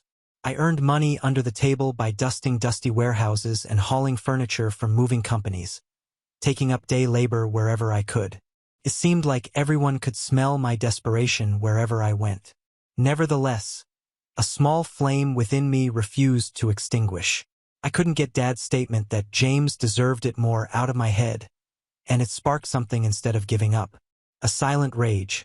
Not the kind that induces wall punching, the type that requires you to construct something with your own hands as a sign of your existence. I discovered a flyer stuck to a dilapidated coffee shop's window. Space for rent? Cheap. No questions asked. It was a shoebox hidden behind a dilapidated strip mall, hardly larger than a storage locker. However, it had a roof for walls and a phone charging plug. When I mentioned that I didn't have the first and last month's rent yet, the landlord, a stern woman named Connie, didn't even bat an eye. All she said was, "You hustle, you stay." So I hurried. I worked whatever jobs I could find during the day and drew ideas on scraps of paper at night so I could create something that no one could take away from me. I had nothing left to lose. Hands that could work and a mind that would not give up. Even though I didn't have a college degree, I began selling reconditioned furniture, which I cleaned, painted, and listed online. People purchased them, sometimes quickly, sometimes for more than I dared dream, but it wasn't glamorous. I was still subsisting on ramen and peanut butter from the dollar store, but gradually, hope started to stave off the gloom, and I said nothing about it. No calls home, no social media posts, and no contacting anyone who could have questions I wasn't prepared to respond to. In order to prevent anyone from stomping it out before it had a chance to breathe, I intended to nurture this monster in the dark. The downfall and the call. James was already in the news a few states away, but not in a positive way. It started out as whispers. I received a message from a neighbor in my former town that said, "Hey, Your brother got in some trouble at school. The title of a local news report that appeared on my cracked screen read, "College freshman suspended after fraternity vandalism incident." With my heart racing, I clicked on, and there he was, James, in a grainy picture, smiling foolishly in front of a ruined student lounge, spray paint can still hanging from his hand. The boy who was more deserving.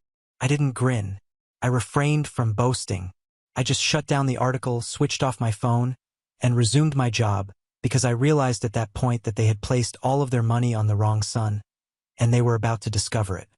6 months to the day after my departure, it took place. At first, I was completely unaware of it. With my headphones on and the smell of varnish strong, I began sanding down an antique coffee table. As usual these days, I had my phone buried in my backpack, forgotten for hours at a time. However, I saw missed calls when I eventually took it out to see the time. 1, 2, 8, and finally 1. All from Mom, Dad, and even James, the same folks who had witnessed me leave without saying goodbye. I spent a long minute looking at the screen. A part of me wanted to throw the phone down a storm drain, block the numbers completely, and act as though they didn't exist. However, curiosity prevailed. I opened the most recent voicemail. Mom's voice, little and tremulous. "Sweetheart, we need to talk. Please. Things are bad. Just call us back. Okay? We miss you. We miss you." It seemed as though she was speaking a different language because of the unfamiliar vocabulary. I listened to the following message while reclined on the concrete floor of my small shop, which I had constructed piece by piece with my own 2 hands. "Dad, rough and clumsy. Listen, son. It's time we put the past behind us. Your brother's had a rough patch. The family needs you. The family needs you." If it weren't so pitiful, it was almost humorous.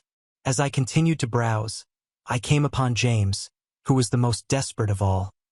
"Bro, I screwed up. Okay, I know you're mad, but can you just come home for a little while, please? Mom's freaking out. Dad's losing it. We need you, man." The boy who was more deserving. The pleading golden child. I didn't return the call. I didn't send a text. Rather, I polished every item of furniture I had prepared for the market that weekend, humming along to the soothing music in my earbuds. I remained up until midnight. No recollection of home had ever been as reassuring as the steady scratch of sandpaper across wood. Out of habit, I accessed Instagram the following morning. And there it was. James's face appeared once more, but this time without a smile, on the local news page for my hometown. Former student expelled after financial scandal. Police investigating. What I instinctively knew was clarified by the article. James spiraled after being suspended. Bad decisions were made one after the other. Fake GoFundMe pages were created and made public, and student loans were blown on parties. He believed that his friends would cover for him, but they turned him in instead. The last illusions my parents held onto had vanished along with the Golden Boy's empire. They now required a new rescuer, and they somehow believed it could still be me after everything, after taking my future and giving it to someone who set it on fire. The irony is that I no longer felt angry at all, simply free. They were attempting to contact a non-existent person. The silent backup plan, the safety net, the faithful son. 6 months ago, that person vanished after packing an old duffel bag, and he would never return. Cutting the cord. I took my time responding. Actually, I didn't respond at all. Not initially. The calls continued to come in the days that followed.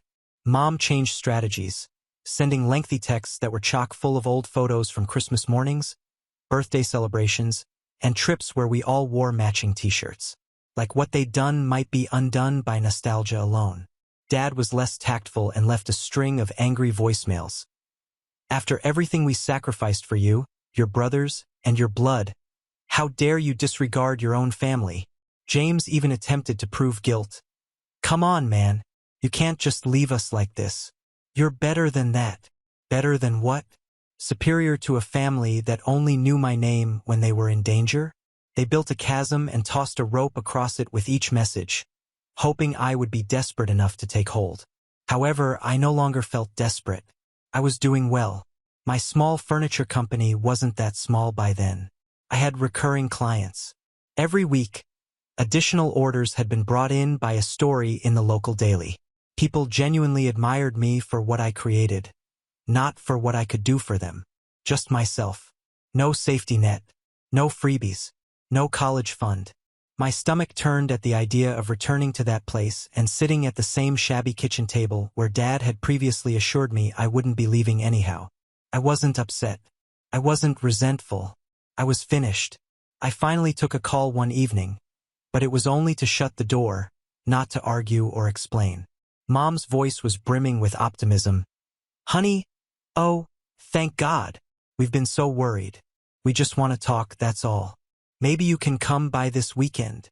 I awaited her completion. Then I spoke in a quiet, low voice. "No."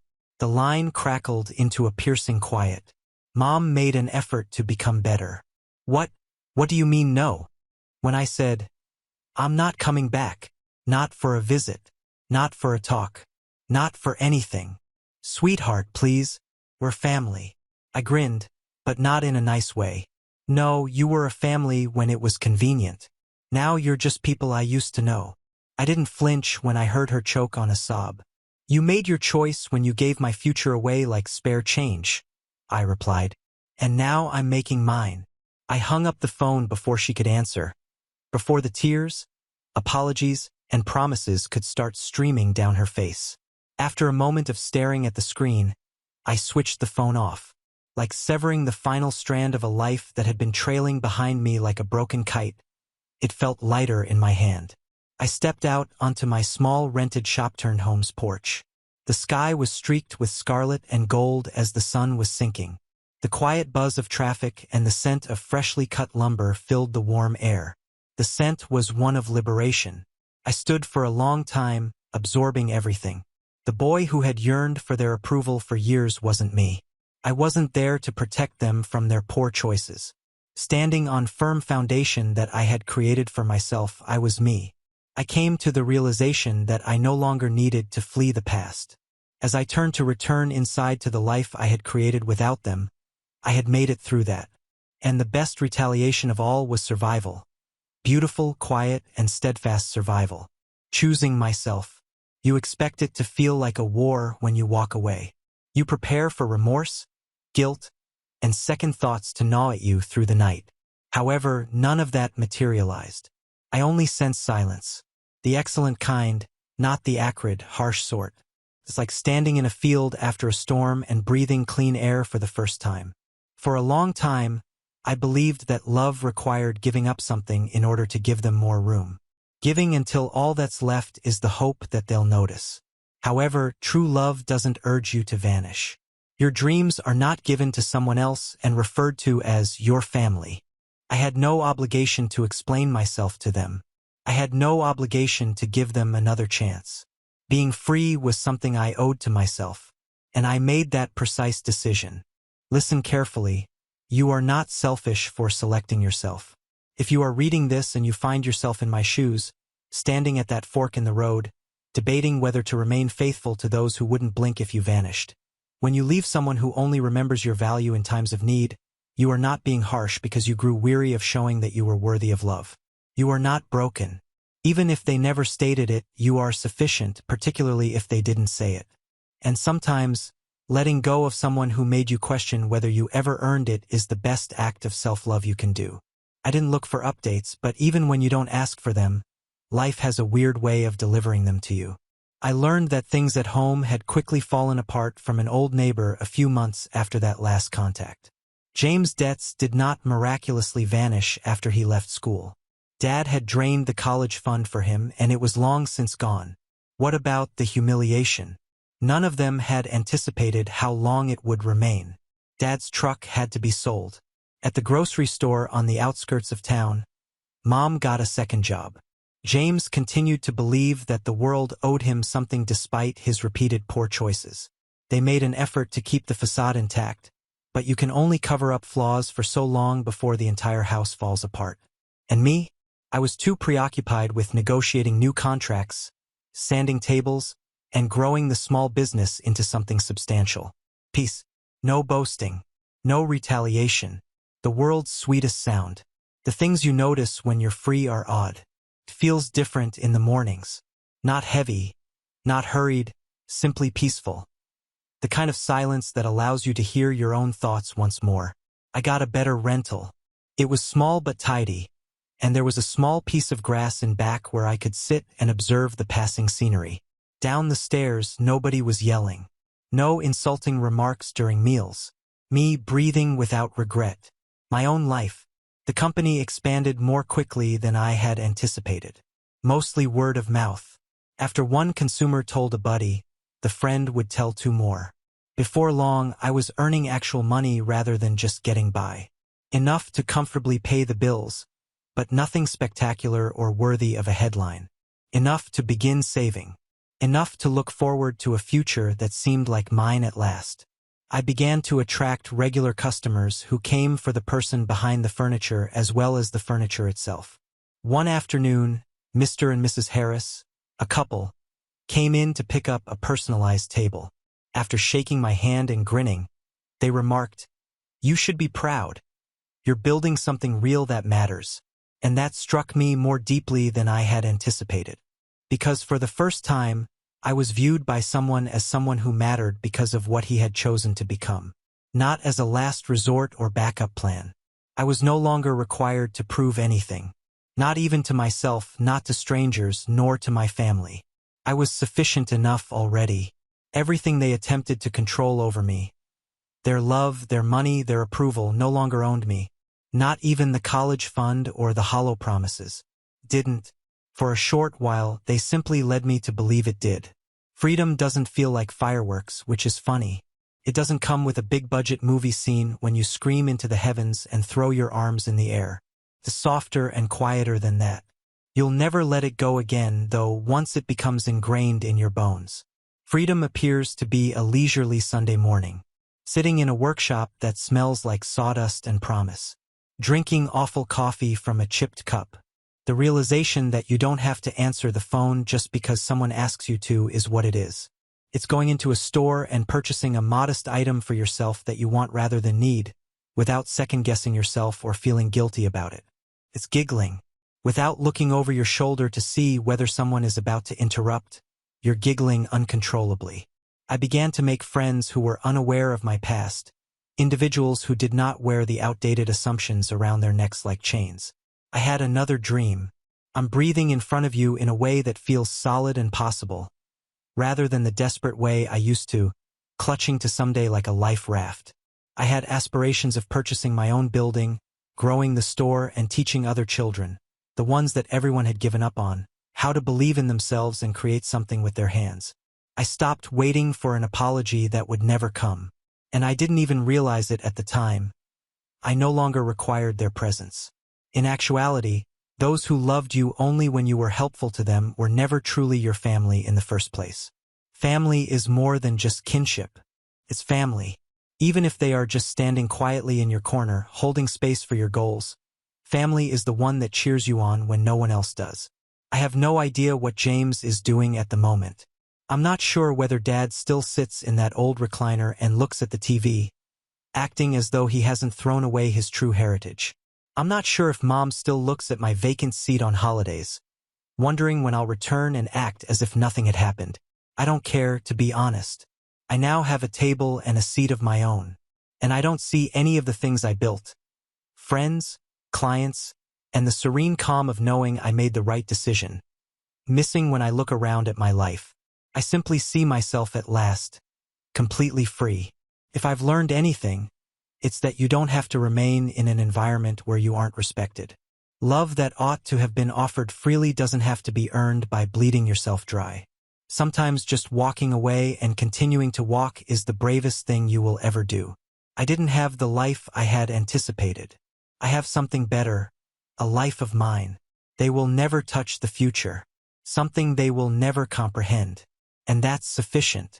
Now on to the next story. Story 5. Boyfriend's undiagnosed chronic pain made him a freeloader.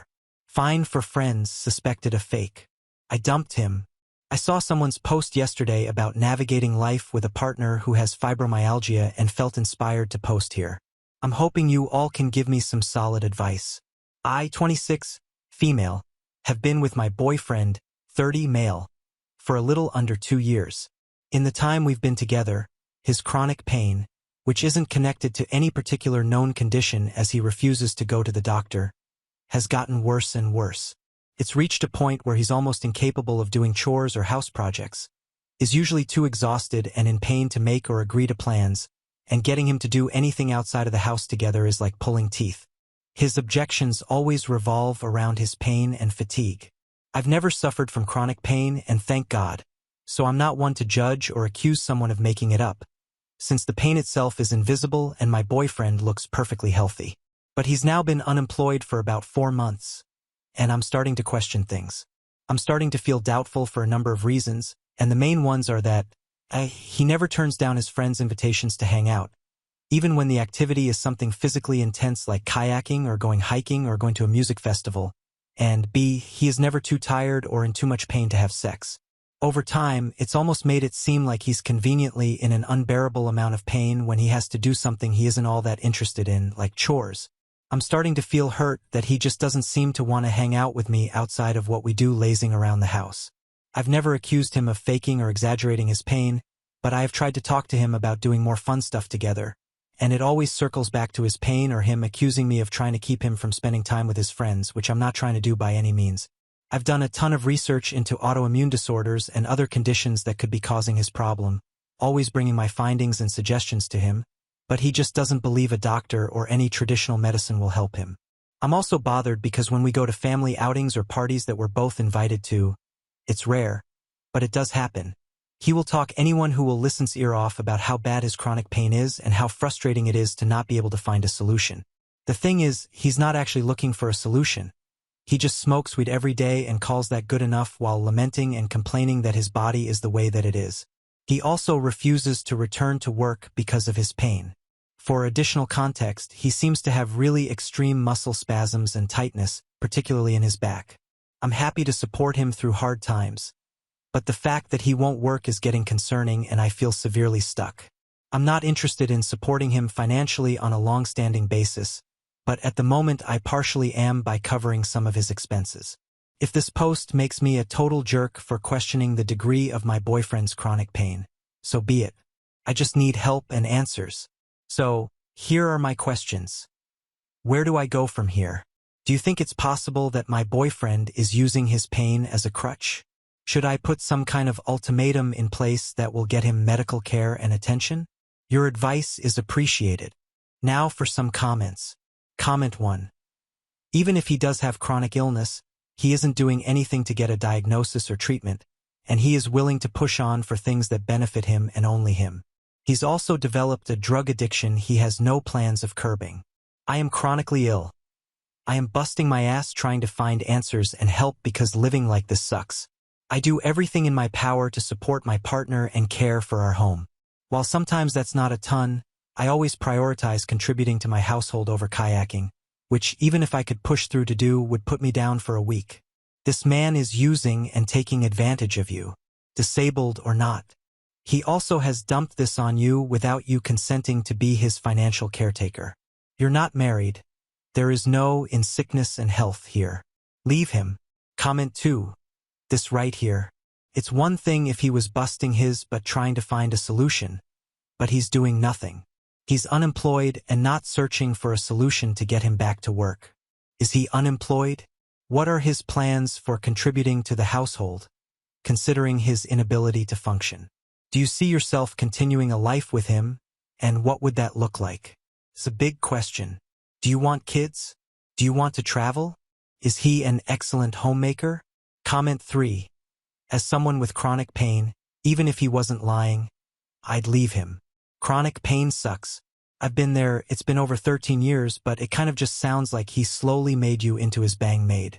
Either he's faking it so he doesn't have to work or do any chores, or he has no interest in improving his situation, which isn't sustainable if the person isn't going to pursue medical help or disability benefits. Comment 4. Bang maid that covers his bills, no less. Run original poster. Run. Comment 5. That's what we call a mommy bang maid. Update, 3 days later. Thank you to everyone who responded to my post and was so compassionate and kind. It was incredible to hear from so many people who actively battle chronic pain and illness, and those with loved ones who do. I hope to continue deepening my empathy towards anyone who is struggling with an invisible illness. On to my update. Armed with some fresh perspectives and some fresh frustrations, LOL, I talked to my boyfriend and told him that he needs to see a doctor or I will no longer be able to support him financially and stand by while he remains unemployed and unmotivated to get the help he needs. I also addressed the idea of managing/balancing his energy levels differently so that we're able to share household responsibilities more effectively, spend quality time together, and keep him doing the things he loves with his friends. His response was really bad. He told me that if I'm not willing to step up and clean around the house, something I'm already doing, that there's no use living together and that my efforts to clean are the bare minimum and not good enough for his standards. Anyway, he was also really mad that I haven't taken initiative to take care of yard projects and car repairs. He sat there and spouted off a whole list of things I'm not noticing and cleaning. And once again, he was focused on this idea that I don't like his friends, am jealous of them, and want him spending less time with them, which isn't true at all. This really stung. He basically brushed over everything I said and focused on my perceived faults. This told me everything I need to know, and I told him I was leaving. He was just mad, not sad or hurt at all. I'm still crying excessively over his whole reaction. I still don't know how real or unreal his chronic pain is, but I guess it doesn't matter anymore. Thank you again, everyone, for your support and kindness. I'm truly at a loss. Comments. Comment 1. Original poster, I remember your first post. I know you're very sad right now, and you have a right to be, but don't let grief overstay its welcome. You are so much better off and he just lost his bang maid. Expect him to come crawling back when he realizes you're serious. Don't believe anything he says. This internet stranger is proud of you. You deserve someone who can be your partner, regardless of whether they have an illness. That doesn't mean they're critical or cruel. Comment 2. Oh man, the idea of an unemployed, constantly stoned layabout accusing someone else of not stepping up is just mind-boggling. Good on you for not letting him take advantage anymore. Comment 3. Listen to me. You will wait a week or 2 or 4, but he will try to come back to you. You did everything for him. No one else is going to do that while taking on all the financial burdens. Yeah, he's toast. He was absolutely faking it. You don't need to think twice about it. Update us when he comes crawling back or once his parents are done with him. Good for you. I remember this from the other day, and I was so upset that you did all that for so long. You're going to be much better off in life, and I'm excited for you. Now on to the next story. Story 6. My best friend abandoned her baby with me. Now she's back to take her for a trust fund inheritance after her mother-in-law's death. Penelope, 29F, and I were freshmen at State University in 2013, which is when I first met her. Our first encounter occurred when she wanted to borrow my notes after missing class due to the flu. We were both majoring in computer science. Following that, we began attending lectures together and eventually found ourselves in the same study group. We had a close-knit group of friends during our first 2 years of college. 6 of us would get together every Friday to study in the campus coffee shop before going to the neighborhood pizza place for dinner. Because Penelope and I were both only kids from middle-class households attempting to succeed in the computer industry, we grew particularly close. Both of us found employment in the same city after graduating in 2017. She found a job at a startup about 20 minutes away, and I worked at a software business downtown. We maintained frequent communication, getting together for lunch on Wednesdays and spending weekends with other local college pals. Penelope began dating Mike, a sales representative for her employer, around the end of 2019. I never really liked him, even if he first appeared fine. He would frequently arrive late to group gatherings or abruptly cancel plans with Penelope. He ended their relationship by text message after roughly 6 months of dating.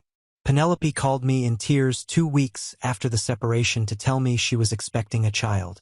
Mike quickly blocked her number and moved to his company's office in a different state after she told him. It was very apparent that he had no interest in the infant. Penelope had my support during her pregnancy. I became her primary support system because her parents resided in Florida and could only visit periodically. I assisted her in shopping for baby goods, attended all of her doctor's appointments, and even watched YouTube videos to learn how to assemble a cot. Emily's birth date was March 15, 2021. Due to inclement weather, Penelope's parents' travel was delayed, so I was in the birth room. I saw how difficult it was for Penelope to connect with Emily during those initial days in the hospital. Penelope was aloof despite the nurse's attempts to assist her with nursing and basic baby care. I began visiting Penelope's apartment every day after work when they returned home. I would prepare dinner, assist Emily, and frequently remain until 11 p.m. or later. I would take Emily for a little while on the weekend so Penelope could get some rest or sleep.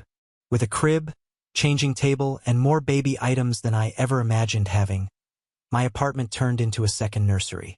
When Emily was about 6 months old, the issues began to worsen. Penelope would phone me in the middle of the night to tell me that Emily's crying was too much for her to handle. Occasionally, when I got there, Emily would be crying in her crib and Penelope would be sitting on the couch. Penelope began skipping work a lot and hardly ever left her apartment. Penelope was let go by her employer in January of 2022. She started skipping work without warning after using up all of her sick days. Things truly took a turn for the worst at that point. She stopped taking calls from relatives and friends. Unwashed laundry was all around her flat and unclean dishes were piled up. At 3 o'clock in the morning on February 12, 2022, Penelope gave me a call. I could hardly understand her since she was crying so much. She claimed Emily deserved more and that she was a bad mother. She pleaded with me to let Emily stay for a few days so she could get her act together. I was concerned about both of them, so I agreed. The following morning, Penelope delivered Emily to my flat along with 3 big bags of supplies and clothing. After giving Emily a deep embrace, she hurried off, promising to call Emily shortly. At the time, Emily was 10 months old. Penelope texted every day throughout the first week to inquire about Emily. She wanted to know if Emily missed her, if she was eating well, and if she was sleeping well.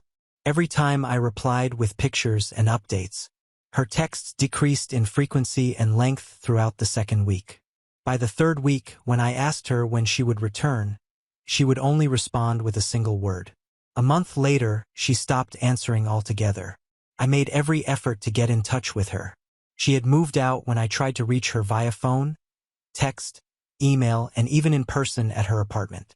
She hadn't contacted her parents either. Despite my worries, I had to concentrate on Emily. I hired a part-time nanny to assist during video conferences and changed my work schedule to spend more time at home. Emily fared remarkably well. She was a cheerful baby all the time, and it seemed like having a regular routine helped. At about this time, she began referring to me as Dada. I initially attempted to correct her, but my mother claimed that since I was her primary caregiver, it was only normal. I got a certified letter from a law firm 3 months after Penelope left. In the legal forms in the packet, Penelope was asking me to adopt Emily and renounce her parental rights. In a brief letter, she expressed her inability to become a mother and her belief that Emily would live a better life with me. I contacted a family lawyer right away to manage the adoption procedure. The lawyer stated that adoption was feasible because I had been Emily's primary caregiver for months and Penelope was voluntarily renouncing her rights. We had to conduct background checks, have social workers visit homes, and post notices in newspapers. Emily officially became my daughter on September 15, 2022, after a 4-month process. After that, life settled into a comfortable pattern. In order to be more accessible, I made the decision to work from home permanently 3 days a week. Emily began attending a local preschool, which she adored. Her professors praised her for being well-adjusted and gregarious, and she made friends easily. Every month, my parents travel from Ohio to visit us.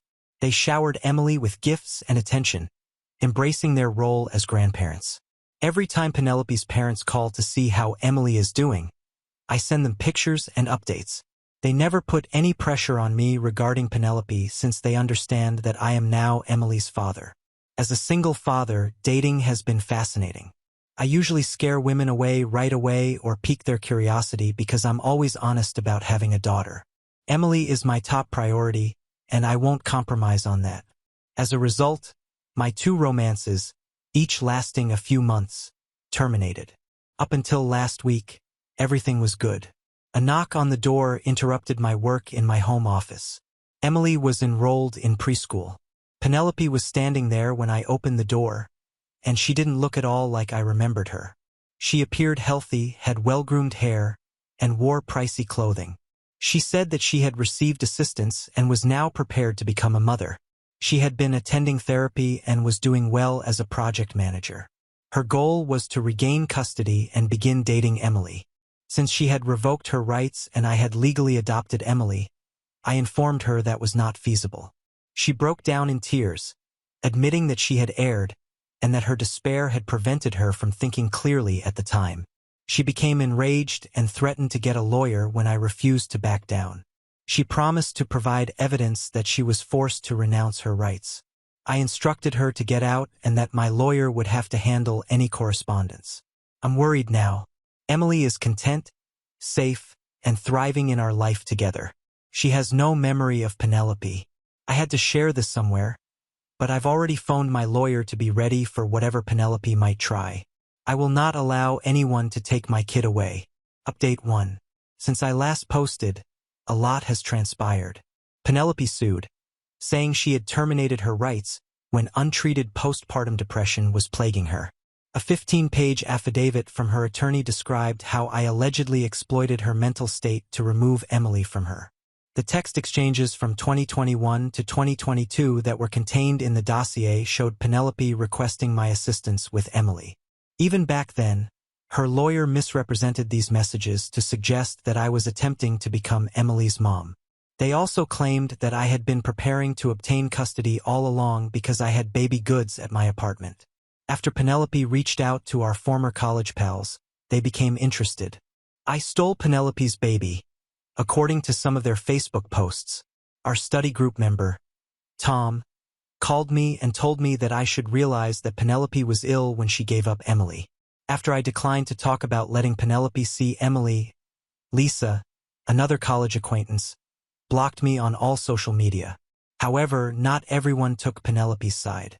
In a lengthy Facebook post, my friend Mark, who had frequently assisted me with Emily, described how Penelope had utterly abandoned Emily and disregarded all of my attempts to get in touch with her.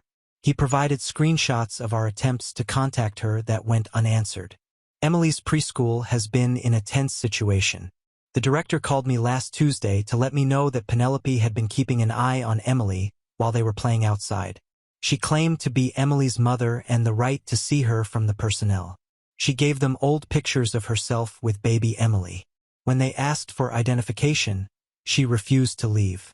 When the school security guard urged her to, she initially insisted that all she wanted was to see her daughter before she departed. They had to threaten to contact the police. I had to leave work early to pick up Emily after the director phoned me right away. The following day, I was at the school for 3 hours updating all of Emily's documents. I provided them with copies of the court orders proving my sole custody and the adoption documents. I made it plain that no one else could pick Emily up, but I did add my parents to the pickup list. They changed their security procedures and now verify everyone's identity, even their known parents. Penelope began delivering parcels to our home. The first one, a big box filled with new toys, clothing, and a plush pink elephant, arrived last Wednesday. She sent a lengthy letter outlining her reasons for leaving and her deep regret. She put notes on the back of each picture and included pictures of herself with Emily when she was a newborn. Over the course of the following week, 3 additional shipments came. One had children's books that contained private notes. A handcrafted photo album of Emily's first few months was in another. The final one has a tablet with videos of Penelope reading bedtime tales already loaded on it. Emily hasn't seen any of it, but I'm keeping it all as proof. Last Friday, Mrs. Chen, my next-door neighbor, called to report that someone had been parked outside our house for a number of hours. I noticed Penelope's white Honda Civic when I looked.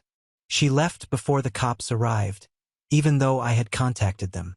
Although they filed a report, The police stated that they were powerless to take any action until she threatened us or made direct contact. I discovered a message in our mailbox 2 days ago. Penelope noted that in order to give Emily afternoon free, she had adjusted her work schedule. She provided a thorough plan outlining how she intended to begin with monitored visits before progressively moving on to overnight stays. "I will continue to fight until I get my daughter back," she said at the end of the note. Emily has begun to ask questions that I find difficult to respond to. At school, she noticed Penelope observing her and inquired about the identity of the woman. Emily continually brings up the fact that I used to know her, even after I told her. Emily inquired yesterday if the woman would take her away. She no longer wants to attend school and has grown needy.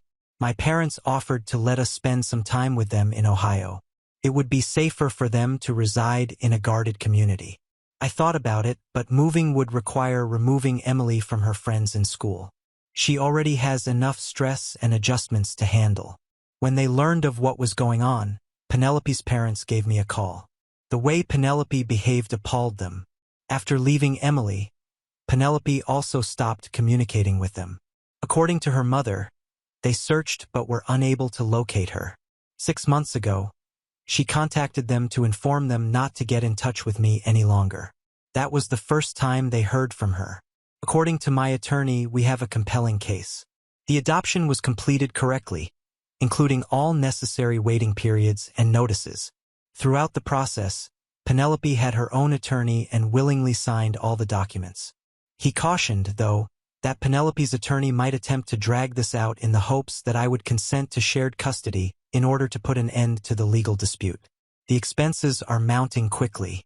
My attorney thinks that if this gets to trial, the $55,000 in legal fees I've already paid could increase significantly.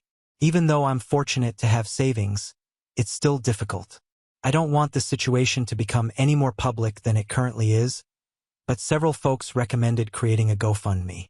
I'm recording everything for the time being, including every shipment, every school appearance, and every unwelcome contact. I placed security cameras all around our home and recorded Penelope passing by. I also started recording a thorough vlog of Emily's symptoms, including her queries, behavioral changes, and nightmares. Observing Emily's fear and confusion is the most difficult aspect.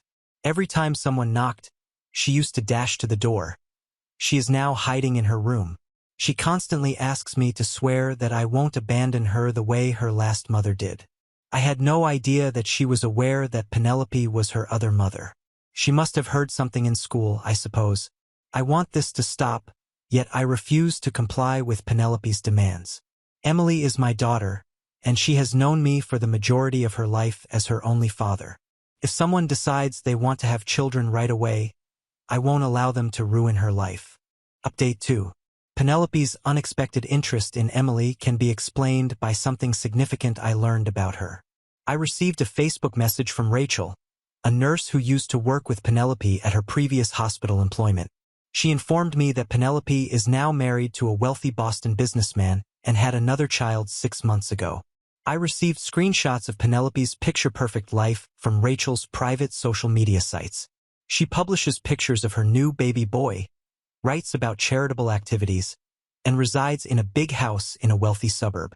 She discusses how parenthood transformed her life and the pleasures of being a first-time mother in each post. As Penelope's supervisor, Rachel had access to Penelope's old work emails, which contained the most crucial information. Penelope talked about her mother-in-law's final illness and a family trust fund that would be given to all of her grandkids upon her passing in these emails from 8 months ago. My lawyer did additional research and discovered more information. Last year, Penelope wed Robert Anderson in Massachusetts. His family operates a series of upscale auto dealerships.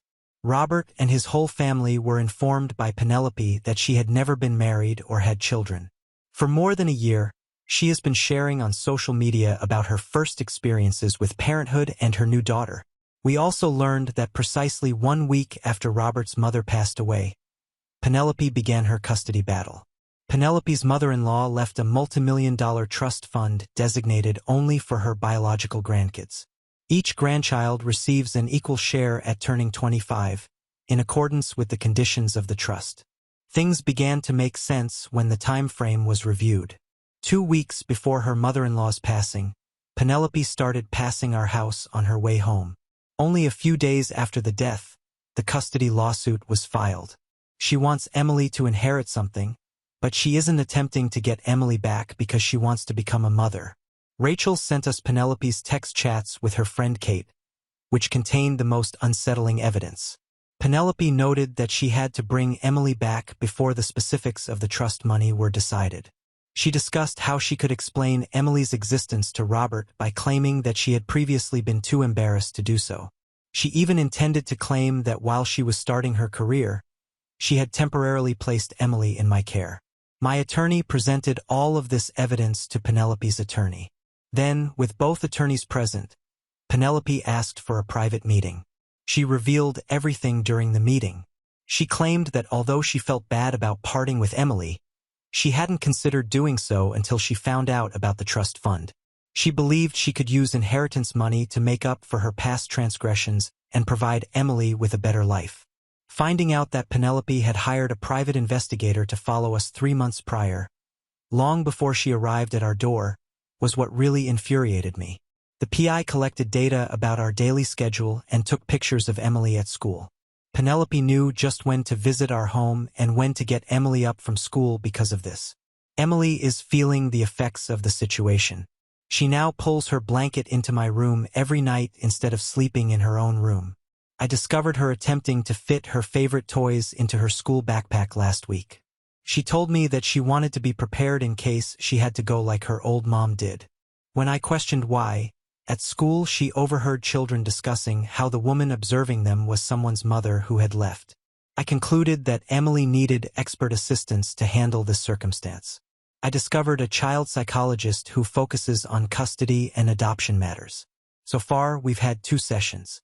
According to the psychologist, Emily is exhibiting symptoms of anxiousness, but she believes that with steady support and stability, she will be all right. Through all of this, Penelope's parents have been unexpectedly supportive. All of Penelope's emails and communications throughout the years, including ones in which she expressly stated that she would never want to see Emily again, were forwarded to me. They also gave a statement explaining how, after leaving Emily, Penelope stopped communicating with them and refused their assistance. Next month is the scheduled court date. With all of the fresh information on Penelope's actual intentions, my lawyer is really optimistic about our case. In order to prevent Penelope from seeing Emily or me, he is submitting a motion for a permanent restraining order. My parents helped me pay for the more than $12,000 in legal bills I've incurred over the past month. They stated that rather than risk losing their granddaughter, they would choose to spend their retirement funds now. I don't know if I could have fought this war alone. Therefore, I'm thankful for their support. Update 3. Last Monday, the legal case came to a close when all of the court records and evidence were provided to Robert anonymously. Penelope's scheme fell apart. He attended the last hearing and discovered the whole truth about Penelope's history and current behavior. The judge examined all of the evidence for 4 hours. The text messages revealing Penelope's scheme to claim the trust fund funds piqued her curiosity the most. In addition, Penelope's hired private investigator testified that she had paid him to follow us months before she even tried to get in touch with Emily. During his testimony, Robert described how Penelope had deceived him and his family for 2 years. He disclosed that on the grounds that she wants to adopt underprivileged children in the future, Penelope had pushed him to amend the terms of his mother's trust fund to include adopted children. Penelope began her scheme to reclaim custody of Emily after his mother refused. The judge's decision was unambiguous. She gave me a permanent restraining order and dismissed Penelope's custody petition. Penelope cannot approach Emily, me, our house, or Emily's school within 1,000 feet. Additionally, she is prohibited from mailing messages or packages, even via intermediaries. Any infraction will result in an arrest right away. Robert informed me following the hearing that he had already sought full custody of their son and filed for divorce. He discovered proof that Penelope had been financing her custody dispute with funds and resources from his business. She had paid the private investigator and attorneys more than $30,000 of their combined savings. When her manager discovered that Penelope had been using company time and computers to monitor us and plot her custody battle, she lost her job at the investment firm where she was employed. Her parents decided to take her in only after she began intense therapy, so she returned to Florida to live with them. About 30 minutes away from our previous home, we moved to a new one. Although it's in a different school district, my office is really closer to it. Last month, Emily began attending her new school. The principal is fully aware of our predicament, and the school has outstanding security precautions. In her class, Emily has already met 3 new pals. I was able to explain everything to Emily in an age-appropriate manner with the assistance of the child psychologist. She picked me to be her father. When we informed her that Penelope, her original mother, was unable to care for her, I was finally able to reassure Emily that no one would ever take her away when she questioned whether Penelope would take her away. Although Emily still occasionally sleeps in my room, the nightmares have largely ended. Her new teacher reports that she is adjusting well and that she is once again being her happy self at school. To make her feel more at ease in the new home, she sketched a portrait of our family last week, which only included her, me, and our acquired pooch, Max. Emily continues to get birthday and Christmas gifts from Penelope's parents. They just ever email me to see how she's doing and respect our boundaries. They have always been supportive of my adoption of Emily, so I send them pictures and updates every few months. I had to pay almost $40,000 in legal expenses for the entire thing, but it was well worth it to keep Emily safe. Last month, I received a promotion from my company, which aids in the financial recuperation. More significantly, we may now enjoy our lives without worrying about what others are doing. We are grateful to everyone who helped us get through this. No one can ever again question that Emily is my daughter in any meaningful manner. We're together, content, and secure. That is all that is important. Now on to the next story. Story 7. My sister ruined my life by helping my ex-wife force me to pay child support for a child that isn't mine, while hiding her own affair.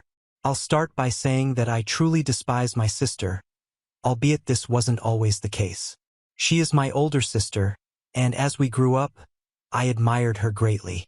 However, she has shown me throughout time that she can be a dreadful sister.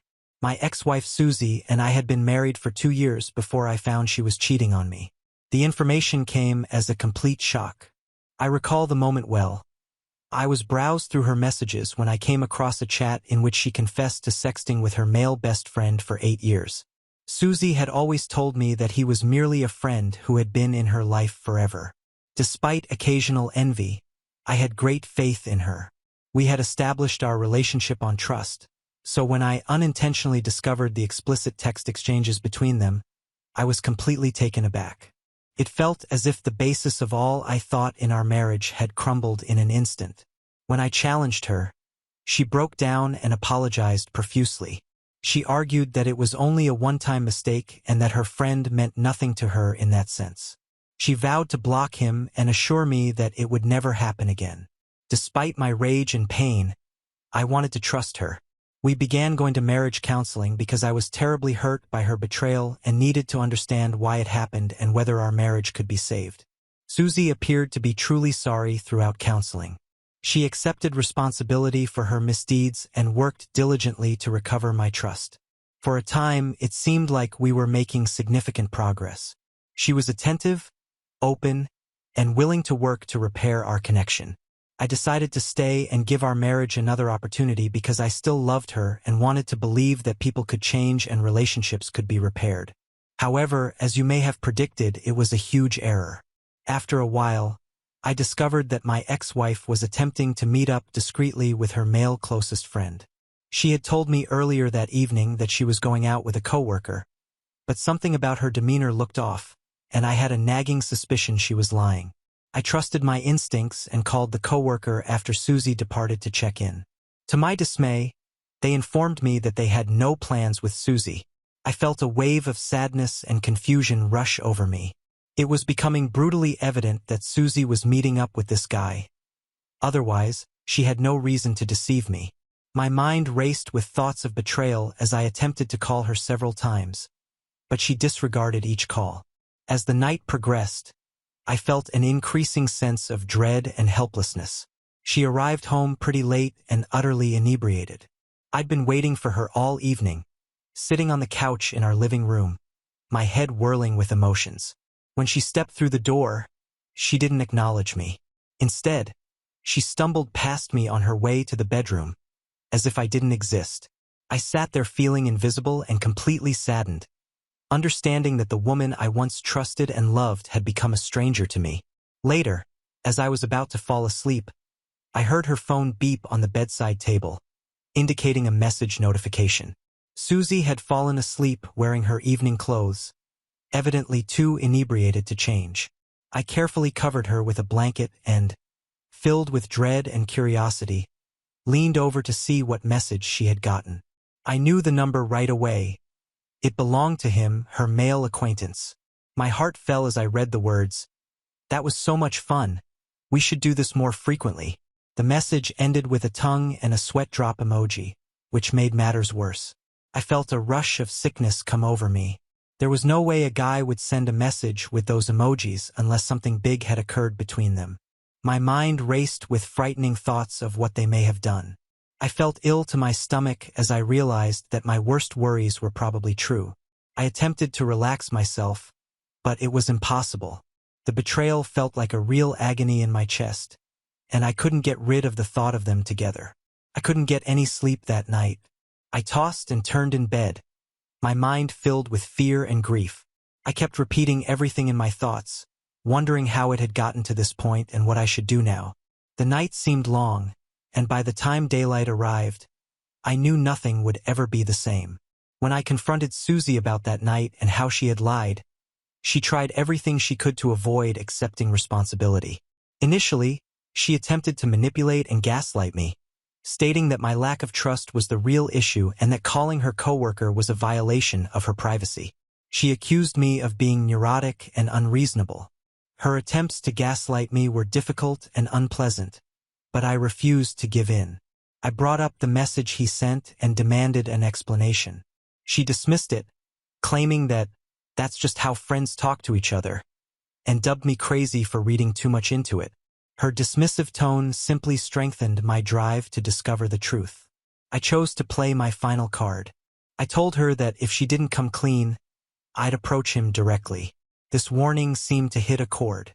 She became visibly uncomfortable and attempted to persuade me not to contact him, evidently concerned about the repercussions.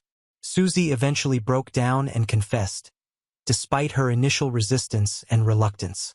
She stated that she had wanted to meet him for a long time and that they did make out after becoming intoxicated. Her statement was like a blow in the gut, confirming my worst concerns and breaking any remaining faith in her. She proceeded to defend her behavior, claiming that our marriage had grown dull and she was looking for excitement elsewhere. I firmly objected, pointing out that her adultery and deception were the very reasons our marriage had deteriorated. I reminded her that it was hard to go back to normal after realizing she was sexting with another man. Despite her attempts to excuse her behavior, I held firm. I made it plain that she was solely responsible for breaking our vows and shattering the trust we had built. I voiced my severe displeasure and informed her that I had reached my breaking point. I couldn't just ignore her acts and pretend everything was fine. Susie, recognizing the enormity of the situation, started appealing for pardon. She admitted her issues but begged me not to abandon her, emphasizing her willingness to work on herself and our relationship. Despite her vows, I realized that our trust had been irreparably shattered. The damage was too severe now, and I realized that continuing would just prolong the inevitable. Her infidelity had left a chasm that we couldn't mend, and our marriage was irreparably destroyed. After learning this, I had to make the most difficult decision of my life: ask her to leave my house. Fortunately, we had a prenuptial agreement in place, so I was relieved that it would safeguard me from any potential financial consequences of our divorce. Despite her desperation and attempts to enlist her friends to encourage me to forgive her, I stayed firm in my decision and eventually booted her out onto the streets. I know this may seem harsh to read, but I was in too much suffering. I had always imagined that we would grow old together, but her betrayal left me devastated, and I knew I would never be the same again. I told my parents and older sister, Na, about what had happened between me and Susie. They were astonished and disturbed by the news, as no one had expected Susie's behavior. They informed me of their support for divorcing her, which gave me some consolation. However, Na appeared abnormally silent throughout this, which struck me as peculiar. When I asked for her thoughts, given her strong friendship with Susie during our marriage, she answered unexpectedly. Instead of embracing my emotions of betrayal as a result of Susie's behavior, Na questioned if I was definite about divorcing her, pointing out that unlike me, Susie had family support. Na's remark surprised me since it appeared like she was more concerned about Susie's well-being than the emotional turmoil I was experiencing. I answered sternly to Na, indicating that I didn't care about Susie's support system because she had decided to betray me multiple times through infidelity. I made it clear that Susie's well-being was no longer my concern, and I wondered why she seemed more concerned about my ex-wife than about me, her own brother. Na justified herself, stating that she was only concerned about me and did not want me to make rash decisions concerning my marriage. She stated that she had always believed Susie and I were meant for each other, and that she was still shocked by our divorce. As a result, she inquired as to whether I would have any regrets in the future. While I found her remark weird at the time, I didn't think about it too much.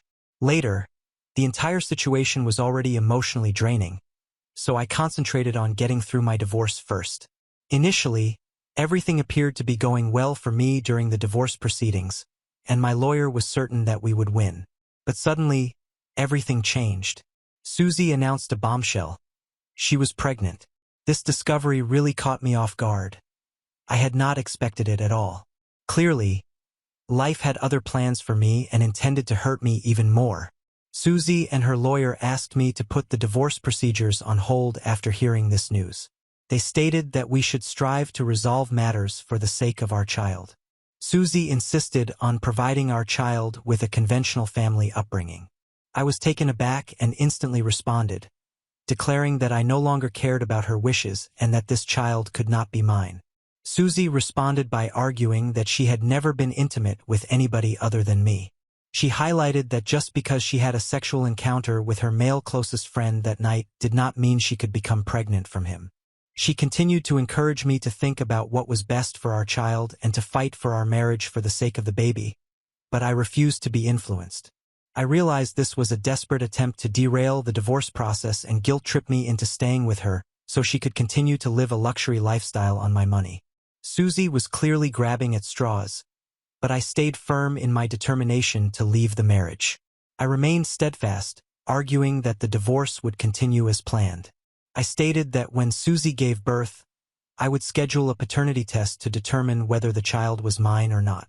However, Susie's lawyer refuted our case, arguing that because Susie was still legally married to me and had declared that she had not been intimate with anyone else, I was automatically the father of the kid.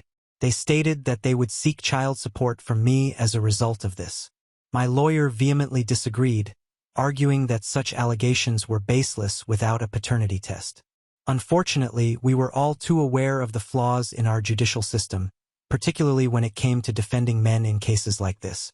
Susie's lawyer later sued me for child support, offering proof to back up their allegation that Susie had not been intimate with anyone else. They presented me as a controlling freak who attempted to avoid paying child support and accepting responsibility for my acts. They even called in witnesses to testify on Susie's behalf. My older sister, Na, was among the witnesses, which shocked me. I had no idea she would even be present. Initially, I figured she was there to observe and support me, but to my surprise, she testified against me, claiming that she had been friends with Susie for a long time and was confident that Susie could not have betrayed me by sleeping with someone else. My sister said Susie was still in love with me. Na claimed unequivocally that she believed the child belonged to me. Hearing my sister back my ex-wife over me was terrible. Na knew how much I loved Susie and how much she had wounded me, yet she was there to defend her deceptive behavior. Later, once we were out of court, I confronted my sister about her surprise testimony. I voiced my amazement and betrayal, feeling absolutely taken aback by her behavior. Na, on the other hand, stayed firm in her choice, saying that she was doing the right thing and that I would come to respect her stance in the future. I raised my voice, expressing my contempt and outrage at her for placing me in a position where I would have to pay child support for a child whose paternity had not yet been established. Na argued that I shouldn't be so harsh to an unborn child, and that I should consider Susie's financial hardships if I didn't pay her alimony or child support. She told me that I would never comprehend her point of view since I did not have parental instinct like women. She persuaded me to see that covering the child's fees was the least I could do in this scenario. My sister's point of view left me feeling exploited and very uneasy. I couldn't understand how she could prioritize Susie's money demands over my emotional pain. My parents were also disappointed at my sister, telling Na that she had no right to testify against me. However, the harm was already done. My own sister testifying against me demonstrated to the court that Susie could be telling the truth and that I was attempting to avoid responsibility for our child. As a result, the court found in favor of my ex-wife, awarding her child support from me until the child turned 18. I was enraged and refused to accept the sentence, but despite our best efforts, my lawyer and I were unable to persuade the court. My divorce from Susie has been final for quite some time, and I have continued to pay child support for her kid on a monthly basis, despite the fact that a paternity test proves that the child is not mine. He bears no resemblance to me. The truth is that because my ex-wife became pregnant while we were still married, the child is legally my responsibility. I'm now required to continue paying until he reaches the age of 18. This is why, during this journey, my animosity toward my sister has grown stronger than it has toward my ex-wife. I totally blame Na for putting me in this situation. This is why, despite my parents' repeated requests to forgive her and move on, I have kept utter silence toward my sister and refused to acknowledge her presence at family functions. Everyone in the family appreciates and understands my position. Several cousins and relatives share my hate for Na, so they keep their distance from her. Na has repeatedly complained to our parents about how I have isolated her from the rest of the family. She defends her conduct by claiming that she did what she believed was best for the child. However, her attempts to elicit compassion have continued to fall on deaf ears, as the rest of the family realizes her folly and supports my decision. Na married her longtime lover, Joshua, last year. Despite receiving an invitation to the wedding, I declined to go. My parents then told me that many other family members did not attend, which disappointed Na. She and her spouse spent some time after their marriage attempting to conceive. My parents had expressed to me their joy at the idea of finally having a grandchild from our family. I recently had to travel to a nearby town for a work conference organized by my company.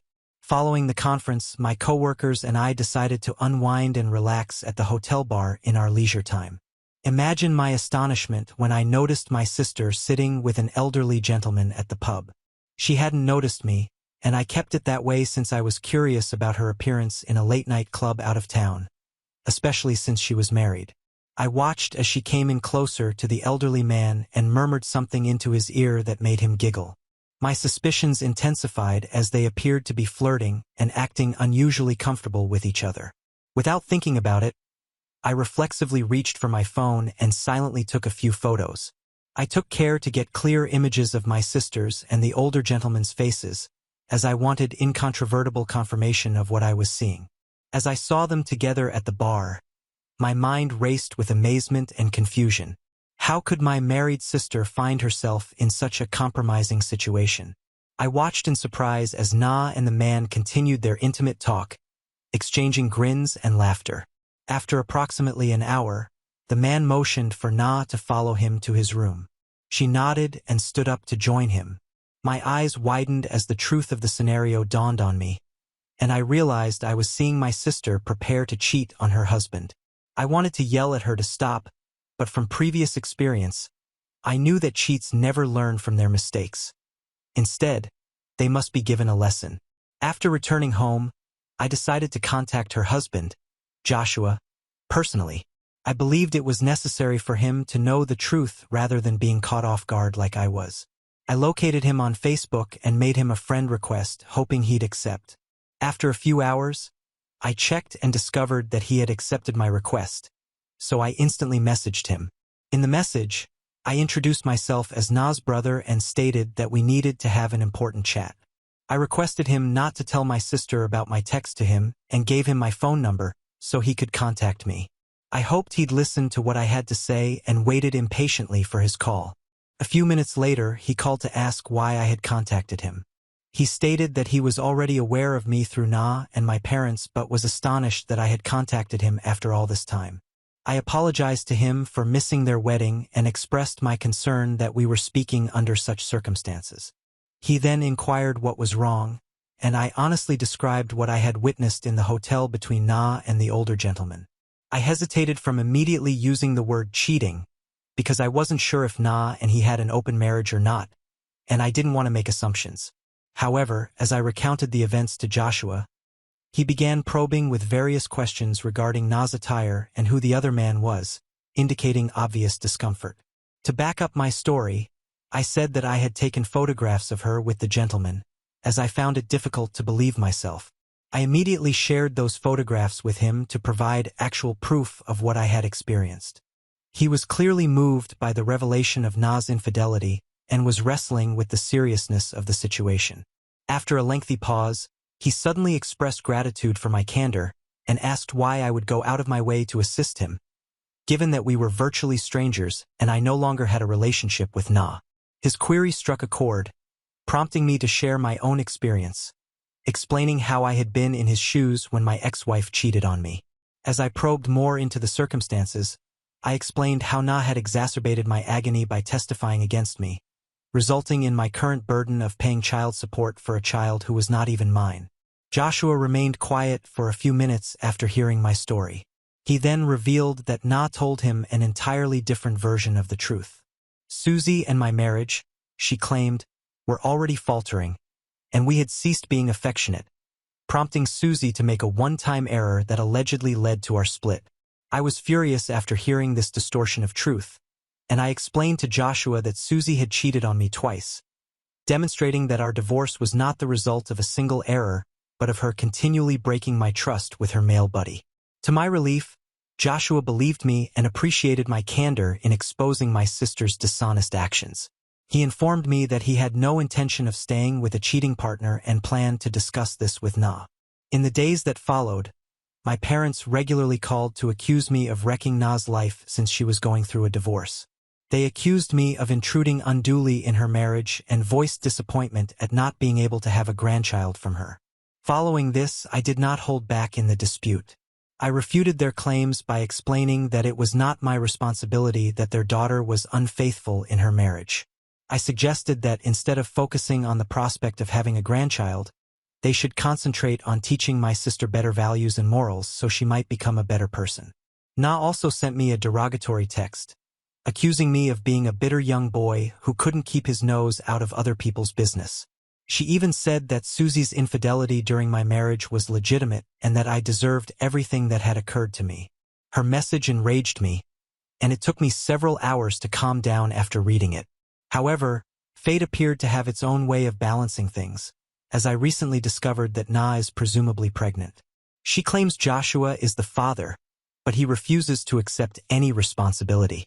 Joshua has contacted me requesting that I testify for him when the case eventually goes to court, as I was the one who took those incriminating photos of Na and the other man. I accepted without hesitation, not only to exact revenge on my sister but also out of sympathy for Joshua.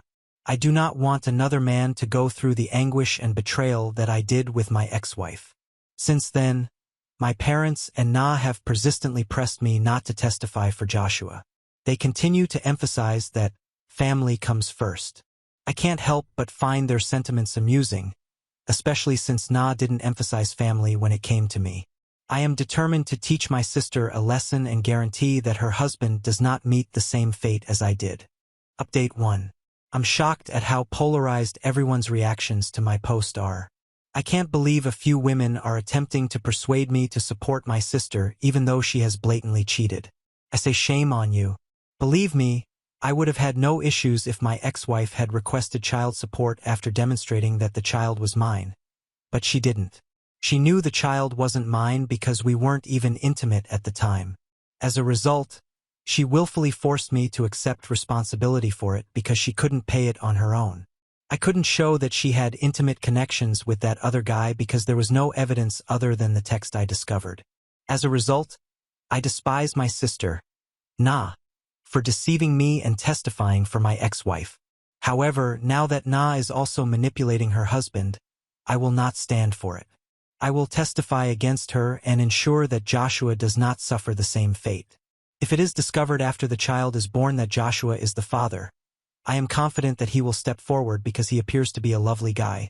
But until that is confirmed, why should a husband be required to pay child support when his wife has clearly been sleeping with other men?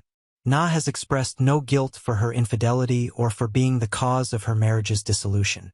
Unlike my marriage, Joshua and Na do not have a prenuptial agreement, which means he may be required to pay her alimony on top of that. I feel he should not be required to pay child support for a child who is not his. I believe I'm doing the right thing, and I'm pleased that the majority of the comments support my decision. Update 2. It's been a long time since I posted anything here. Today, I testified against my sister in court. I described what I had seen her do with the older man, showing all of the proof and images. I could feel my sister's angry stare on me the entire time, but I remained determined. Despite her lawyer's attempts to discredit my testimony by suggesting I harbored a grudge against my sister, the judge accepted its credibility. I hope my testimony has a favorable impact on Joshua's case and that he is not required to pay child support, but the conclusion remains to be seen. In the midst of it all, my relationship with my parents has deteriorated. My mother called me, her voice strangled with tears, after learning that I had followed through on my pledge to testify against my sister. She was plainly disappointed, telling me that she and my father hoped I wouldn't do such a thing to my sister. As I listened, I couldn't help but become frustrated. I reminded her that they had never battled for me so hard when my sister had done the same thing to me during my divorce, and that they had even forgiven her for everything. Yet here she was calling me a letdown and wailing as if my troubles and pains were insignificant in comparison to my sister's. I informed my mother that it was unfair for them to chastise me for standing up for what was right and expressing the truth, especially because they had previously failed to support me. It seemed like a betrayal, and I made it obvious that I did not need them or my father in my life if they were going to favor my unfaithful sister over me. Since then, I've stopped talking to my parents and refused to answer their calls or respond to their messages. Update 3. I am returning with an update on my sister's predicament. I'm happy to say that Joshua has been exonerated of paying child support to my sister. I'm sure Na is upset. I can't help but feel relieved, knowing that at least one person was spared the unjust weight that so many others, including myself, have had to bear. To clarify a few more points. No, I don't have a relationship with Susie's son, even though I still pay child support. If the son grows up and contacts me, I will not hesitate to tell him the truth about his mother. Yes, my parents and I are still not communicating, and to be honest, I have felt much lighter and more comfortable since they stopped contacting me every other day and blaming me for not supporting my sister. Nah. She won't dare confront me since I'm sure she's still embarrassed that I testified against her. Also, yes, she will receive alimony from Joshua as we expected. No, my parents do not have a relationship with Susie's son because they know he is not my child. I'm not sure if they'll accept Na's child, but maybe they will. That is all. Now on to the next story. Story 8. My fiancée revealed she's bisexual after a solo wedding trip, and now everything's falling apart. Original post, August 10th, 2024. Betty, 27F, and I, 30M, got engaged in January after dating for a couple of years. Our plan was to get married next year when we had saved enough money for the wedding. Shortly after getting engaged, we moved in together at the end of January. In May, Betty was a bridesmaid for one of her friends. I was unable to attend due to my job and the fact it was a 5-day trip. Betty had a great time reconnecting with some of her old friends, but a couple of weeks after she got back, she became moody and withdrawn. I was relieved when she made an appointment with a therapist since she hadn't opened up to me about what was troubling her. After about 5 or 6 sessions, she sat me down one Saturday morning so we could talk. Betty had been raised in a very conservative household and had to suppress her desires until she moved out to go to college. Even then, certain ideas she denied and refused to embrace. At the wedding, she was introduced to the wife of one of her girlfriends from college, and it triggered a lot of repressed desires. Over the days they all hung out before the wedding, she told me she felt romantic and sexual attraction to women as well as men and realized she was bisexual. I told her I was happy she finally felt safe in sharing this with me, and it didn't change how I felt about her. It was a very emotional moment. She asked me how I felt about her exploring her sexuality now that it was out in the open. I said I was open to exploring it with her and possibly having a threesome with another woman to let her have that experience. She wanted a one-on-one experience with another woman and felt she couldn't do that with me. I told her that sounded more like an affair and something I wasn't comfortable with. I asked her if she wanted to cancel the wedding and maybe separate while she figured out what she wanted to do. She was adamant that was not what she wanted, and she was still very much in love with me and still wanted to get married, but she felt like she had to explore these feelings she was embracing before we settled down together. I asked her if she had done anything inappropriate at the wedding and cheated on me. I asked if she had someone in mind or had been talking to someone since she came back. She admitted to dancing with a girl at the reception and they kissed at the end of the night, but nothing else happened. But she denied talking to anyone or pre-planning anything. She knew this was a lot to throw on my plate all at once, and she didn't expect an answer right away. She just asked that I keep an open mind and keep talking about it. I couldn't promise anything, but I agreed to do some research and talk to a workmate that has an open marriage to see how they cope. I did warn her if I found out she lied or was doing anything behind my back there would be no second chances and I would leave. My workmate has been super helpful and open about their relationship. My brother got me into a support group that has helped me come to terms with our relationship changes. I'm burning my way through my second book and sat Betty down Thursday night to check in and talk about moving forward. I found a couples therapist. I gave her the book I had finished and I told her we should postpone the wedding for 6 months and then decide if that's the path we are still on. I was on a roll when she stopped me and asked me if I was planning on dating other people, like that never occurred to her that I would be dating as well. She kind of shut down after that, barely giving one-word answers when I would ask her something. I think the longest sentence I got was, "I just don't know." She has been like that for 24 hours now, like she is lost in a fog. I'm just bracing myself for the inevitable flood of emotions. I would have thought she would be happy that I was considering opening our relationship.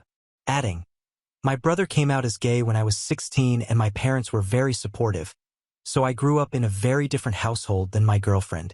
Apology. The second half of my post was written much later than the first half and after a few drinks. Rereading it made it clear I should have waited till this morning before posting it.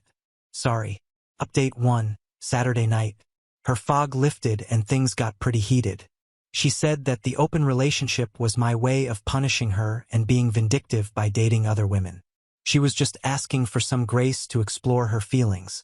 I replied that she showed almost no remorse for cheating on me and instead expected an open-ended hall pass to do so again.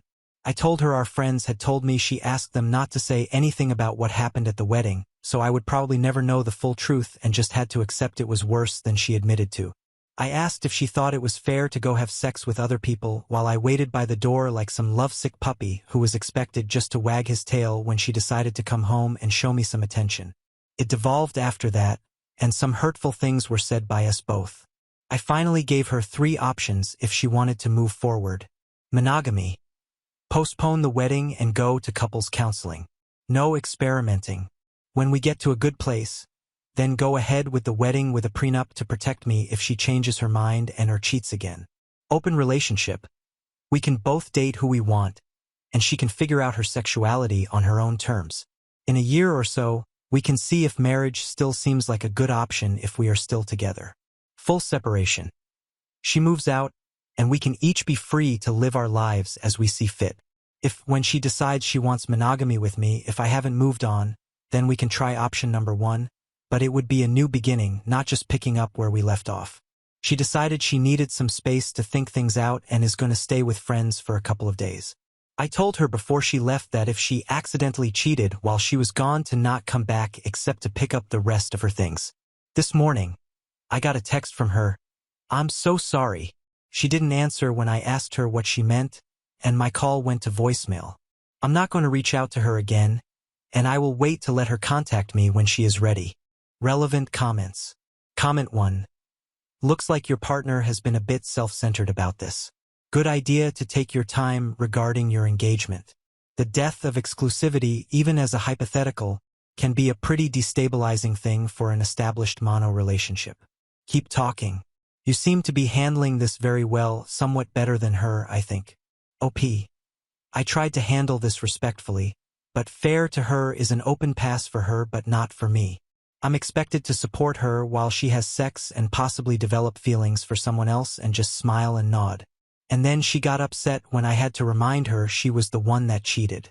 I just finished printing out cards to send to everyone we sent the save-the-date notices to advise them we are canceling the wedding. Not sure how I'm going to respond when they start asking why. The cards I'm sending out just have, due to new circumstances, on them. Comment 2. If the person asking is part of the group who withheld information from you, consider telling them the truth. That your fiancé cheated on you and her friends colluded to keep it from you. Consider telling that friend what you think of them for not having your back at such an important moment. OP. I had that conversation with the friend who confirmed what Betty had told me. When I questioned him later, he said Betty had made them promise not to tell me. On the trip back home, he and his wife and one of the other bridesmaids were the only ones that saw them kissing. He also told me who the other woman was. She lives in a different state. Update 2. August 18, 2024. Previously, my fiancée announced she was bisexual and had made out with a woman at her friend's wedding. On Wednesday, Betty went to her previously scheduled appointment with her therapist and told her what happened between us. Not sure what all was said, but she called me on the way to her friend's house apologizing for some of the things she said and wanted to come home and talk things out. I told her to stay at her friend's house tonight and think about what she wanted, and she could come home Thursday and we could sit down and work things out. On Thursday, we met at the house and talked over dinner. We both apologized for getting heated and saying some unfair things to each other. After talking to her therapist and having several conversations with her best friend over the last few days, she has decided not to explore her bisexual urges. The idea of a truly open relationship where I was free to sleep with other people terrified her, and getting married was more important than chasing the rainbow. Her original idea had been just a free pass to see if she was missing something in her life and how important it was to her. I asked what she was asking for. An ONS, just dating a woman or having a full relationship. She couldn't tell me exactly what she wanted. I said that didn't sound very monogamous to me or very fair. She agreed, and that was why she was giving up on exploring those feelings. Next, she brought up the notes I sent out canceling our save-the-date notices for our wedding day. She said she was getting all kinds of calls about what happened and was caught unaware about what they were even talking about. At first, she was upset that I did that without talking to her first. I reminded her that she lobbed 2 grenades in my lap, coming out as bisexual and that she cheated on me, then left and wouldn't talk with me except for a cryptic, "I'm so sorry," text followed by silence. While I never said anything other than we were having issues and had to postpone the wedding, evidently there was speculation that she had cheated on me. She switched gears and said we could still get back on track and get married next spring. No, because now, when one of us is out of town, my mind will be thinking about you cheating again, especially after coming out and wanting to have an affair to explore your sexuality. I said maybe after couples therapy we could get back to a good place again, but not by the end of the year, and it would be foolish to start planning and making financial commitments before we even knew if therapy was going to work. Plus, I wanted a prenup to protect everything I brought into the marriage, as well as my future retirement savings. Plus, she would forfeit any equity if we bought a house. When she protested, I said, "If you plan to be faithful and not change your mind later, then it would never be a thing, just something to give me some peace of mind." It's been an ongoing conversation for the last few days.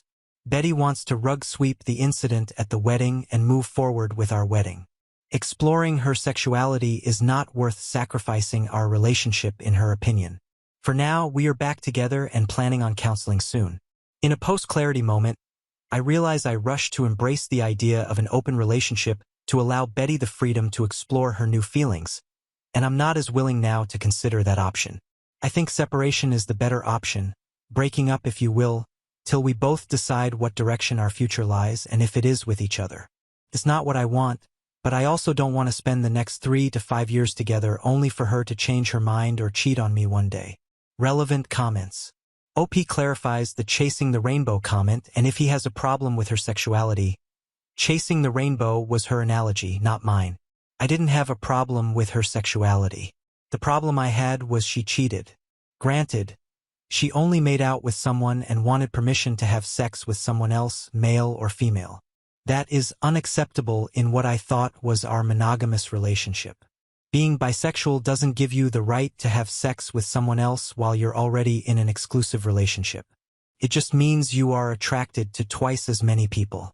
I do want to be with her and support her, but that doesn't mean I support her dating other people to explore her sexuality while in a relationship with me. OP on the best scenario is breaking up. Most of the scenarios in my head end up in disaster. Breaking up and letting her find her center might be the best option. If in 3 to 6 months we both find we want to start over, then maybe it stands a better chance than us trying to just move forward the way we are now. But in 3 to 6 months, I think I will have moved on to something less complicated. The fact that she thought I wouldn't be enough and had to go experience something different to fulfill herself could be a deal breaker for me. Final comment from OP.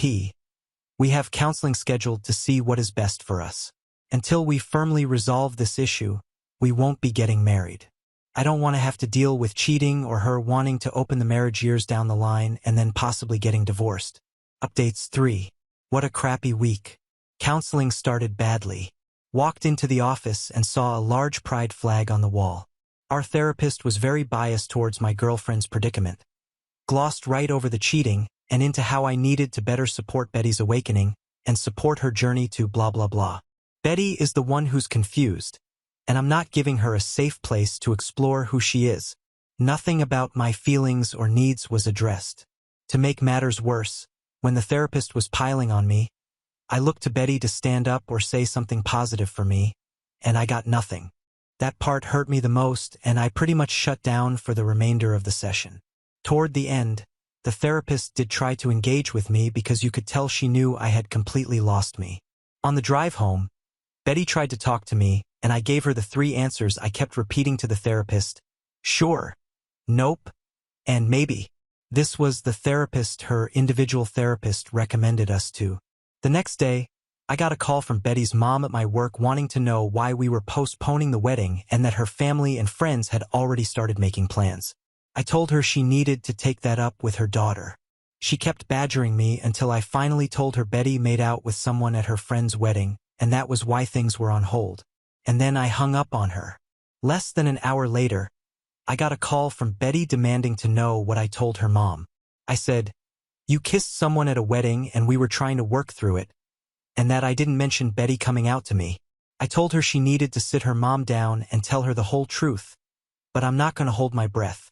Then I get this text from her mom telling me I need to suck it up and move past this, and that I might even be at fault for not going to the wedding with her.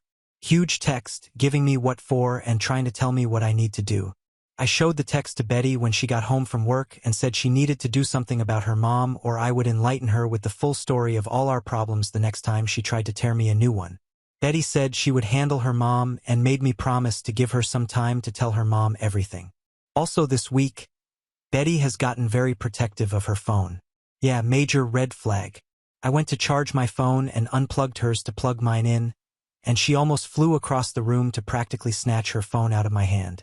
I was able to sneak a look at her phone later while she was asleep only to find she had changed her access code, something which she hadn't done since we had been together.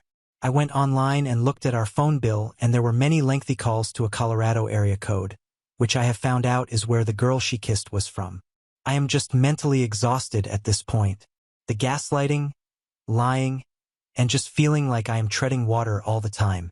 Lately, when we've been intimate, there is a lack of passion in her that was there before all this. I feel love-bombed without the feeling. Feels like just hollow words and empty gestures. Tomorrow we are going to a cookout at her parents' house. I am going to try and keep my cool and not say anything, crossing my fingers, but when we get back, I am telling Betty I'm done.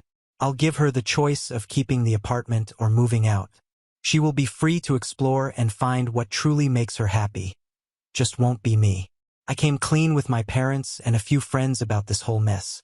My tribe is ready to help support me and help with the move when I need them. Dad vetoed Mom's offer to move back home and said what I really needed was a new puppy. Definitely too old to live with my retired parents. Feels weirdly peaceful now that I've made my mind up. To all of you who told me so, you were right. Time to move on with my life. Relevant comments. Comment 1. I'd be tempted to leave a review on the therapist somewhere. Something short, like, my fiancé cheated on me at a wedding and continues to call the person she cheated with. And this therapist told me I needed to support my fiancé's exploration of other people rather than addressing the betrayal. At the very least, I'd want to make sure the therapist knew this would be why we wouldn't be coming back. Therapists can't improve without knowing when they up, and I guarantee you this therapist up. Anyone in your personal life you tell about the infidelity, I'd recommend clarifying that it wasn't just a one-time thing and that she continued to call and have an emotional affair with the person. Sorry that your fiancé is literally actively having an emotional affair right this very moment and the therapist you were sent to was the wrong choice. I wish you luck. OP. I like your review, but I am unsure where I would post it. Our therapist definitely had an agenda, but if we don't show up for the next session, she already knows the reason. After browbeating me for most of the session, she realized I checked out and spent the last 10 to 15 minutes trying to get me to re-engage. She tried to shake my hand as I left, but I just silently got up and left her office. I haven't confronted Betty about the phone calls yet, but I plan to ask her about them tonight before I tell her we are done. My family and friends who I told yesterday know about everything, including the calls. For now anyway, my stress levels are surprisingly low now that I know what I want to do. My sister will be at my house when we get back and plans to stay at least the night while I tell Betty my decision. Update 4. Betty and I returned early from a cookout at her parents' house. I had planned for my sister to be at our house when we got back as a witness but had to wait a couple of hours for her to show up. I got us all in the living room and told Betty I couldn't do it anymore and was throwing in the towel. I said I had lost all trust in her and couldn't see a way forward, and that the best choice was to just go our separate ways. Betty couldn't understand what I was saying and that she had been honest since her confession about what happened at the wedding. I asked if she had been in contact with the girl she kissed at the wedding, and she denied it. I asked to see her phone, and she refused, saying it would violate her privacy and the privacy of the people she had talked to. Fine, so who did you call with a 720 area code? And maybe I should call and see who answers. Doesn't really matter because it proves my point. I gave her a choice of moving out or staying and I would move out. I also said I would give her what she had contributed to our savings account for the wedding. She tried to get my sister to leave or get me alone to talk, but I told her I had been advised to have a witness present just in case. She went from crying to being angry, and after an hour and a half, she finally had a calm conversation about everything. We talked until almost midnight. This morning, Betty decided to move back to her parents temporarily, and the three of us packed up her things while we waited for her dad and brother to come get her things. She tried to get me to go to a different counselor and give therapy another chance, but I said it was just a waste of time. I could never trust her again, and that was no way to live. Not much of an ending. Relevant comments. Comment 1. Bloody hell. It's so hard to believe that your wife continued to lie to you to the very end. Can I ask that once she calmed down and talked until almost midnight, did she ultimately tell you the truth and confess everything she's been doing since this? If so, how on earth did she try to justify to you all the lies she's been telling you, or at least tell you why she has lied to you all this time? Girlfriend, not wife. She never did come completely clean. I think she is holding on to hope that I will change my mind. She is confused and conflicted. If she told me the truth, then I think she is afraid I would leave her for sure. Her words were, I only hid things to protect your feelings. Comment 2. Have you spoken to her dad and brother or the friends that covered for her to see what she's been telling them and what they think of everything? I'd hate for her to paint you like the bad guy and claim this is all because of the kiss and not because of everything else. OP. I did not talk with her brother or her dad when they came over. The friends that covered for her know almost everything from my point of view. Betty hasn't talked much with them since the wedding. The husband was especially upset that she had remained in touch with the woman she kissed, and his wife has been consoling, saying it was lucky I found out now rather than later. On trying to save the relationship. At first, I thought this was just a speed bump and something we could get past, but it became a sinkhole that just got deeper and deeper. I believe her first therapist got her started down the wrong path, but in the end, she just became selfish and self-absorbed, which really turned me off. Kills me to think she threw away what we had and all the plans we had made. It was like she became a completely different person in such a short time. On his relationship with her parents and changing the locks and the friends group. I had a great relationship with her family. It went south with her mom when I postponed the wedding. Her mom was all wrapped up in planning the wedding and was almost too involved. So when I pulled the plug, she took it hard, almost personally. I got everything changed but the locks, waiting on the landlord for that. Definitely calling some friends after this. Most of my core group have been pretty solid through all of the drama. More on cutting back the friend group. No, not completely. They are part of a larger friend group. I keep my distance but try to remain polite. The rest of the group knows they kept the secret from me, and they have gotten some grief over it. They both have been remorseful and have supported me as things have played out. The wife was friends with Betty and still talks with her quite a bit. The husband and I were really close, but I don't engage much with him anymore unless it's in the group setting. Final comments from OP. I dropped a box with some things of hers we missed and some of her mail at her work today. She wanted to talk and possibly meet for dinner to talk, but I told her we just need to move on and leave. I have blocked her on everything and just want to put everything behind me. Well, she's gone for good. All of her stuff is out of the apartment, and she got her part of the money we were saving for the wedding. I've blocked her on everything and have no plans to contact her again. I don't need closure, apologies, or explanations. She has made several attempts to reach out to me through friends and at work. The people at work know not to bother me and don't even take messages from her anymore. The friends I politely tell why I won't take her back, and they understand and drop it usually. I've had to block a couple of people who keep after me to talk with her. Now on to the next story. Story 9. Am I the jerk for kicking out my mom's boyfriend after he stayed at my house for 4 years? His new girlfriend has now disrespected me in my own home. When I was 17, my mom came into money. She tried to keep it quiet, but she paid off my dad's debts, bought him a small house, paid off her debts, and paid for my sister's college and set up funds for mine. She had a boyfriend at the time, and shortly after, him and his son, who was 7, moved into our new house. Over the next few years, Mom bought my sister a house after she graduated college. Her boyfriend lived with us and didn't pay anything, but he did work. When I was 21, Mom got diagnosed with cancer. It wasn't good. She sat me and my sister down and went over exactly how much money there was. She intended to give her current house to me, and both me and my sister were left with a large sum at the end of it.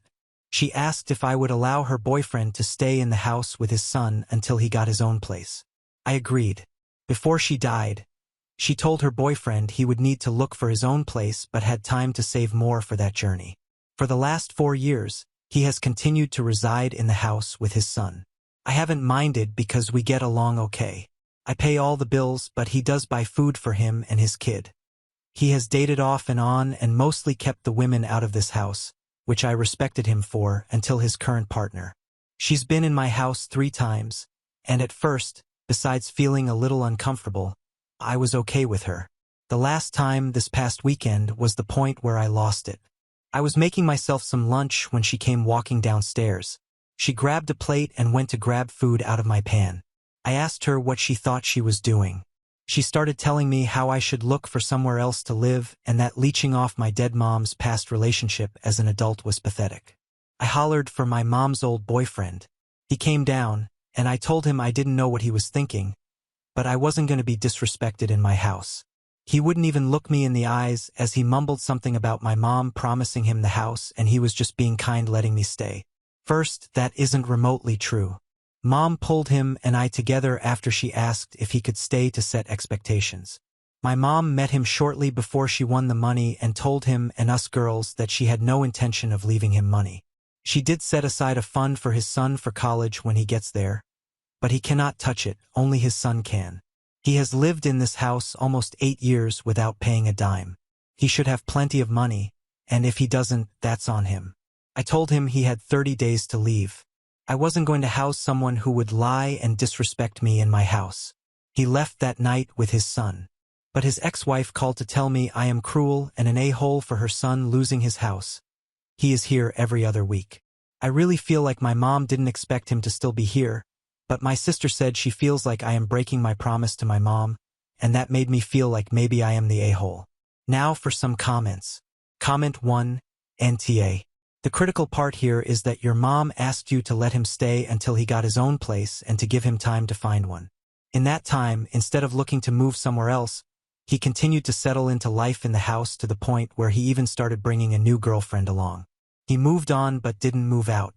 Him lying to her and telling her this was his house tells you everything you need to know about his actual intentions to leave. You kicking him out wasn't abrupt.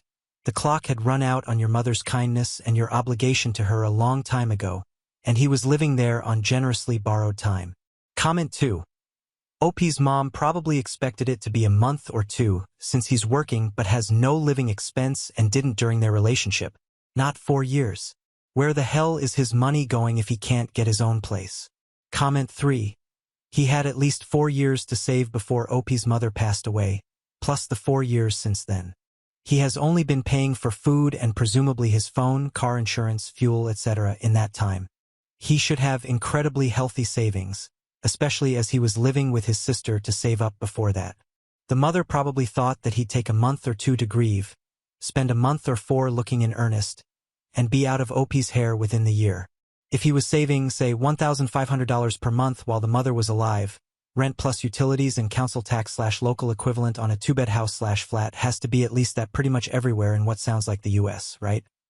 That would be $72,000 before she passed, the same again since then, and whatever he had beforehand. Of course, he could afford to move out straight away. Dude should have a good $150,000 minimum sitting in his bank account. That's most definitely screw this. I'm off to a hotel money to complain to people who I can tell a very slanted version of the story to.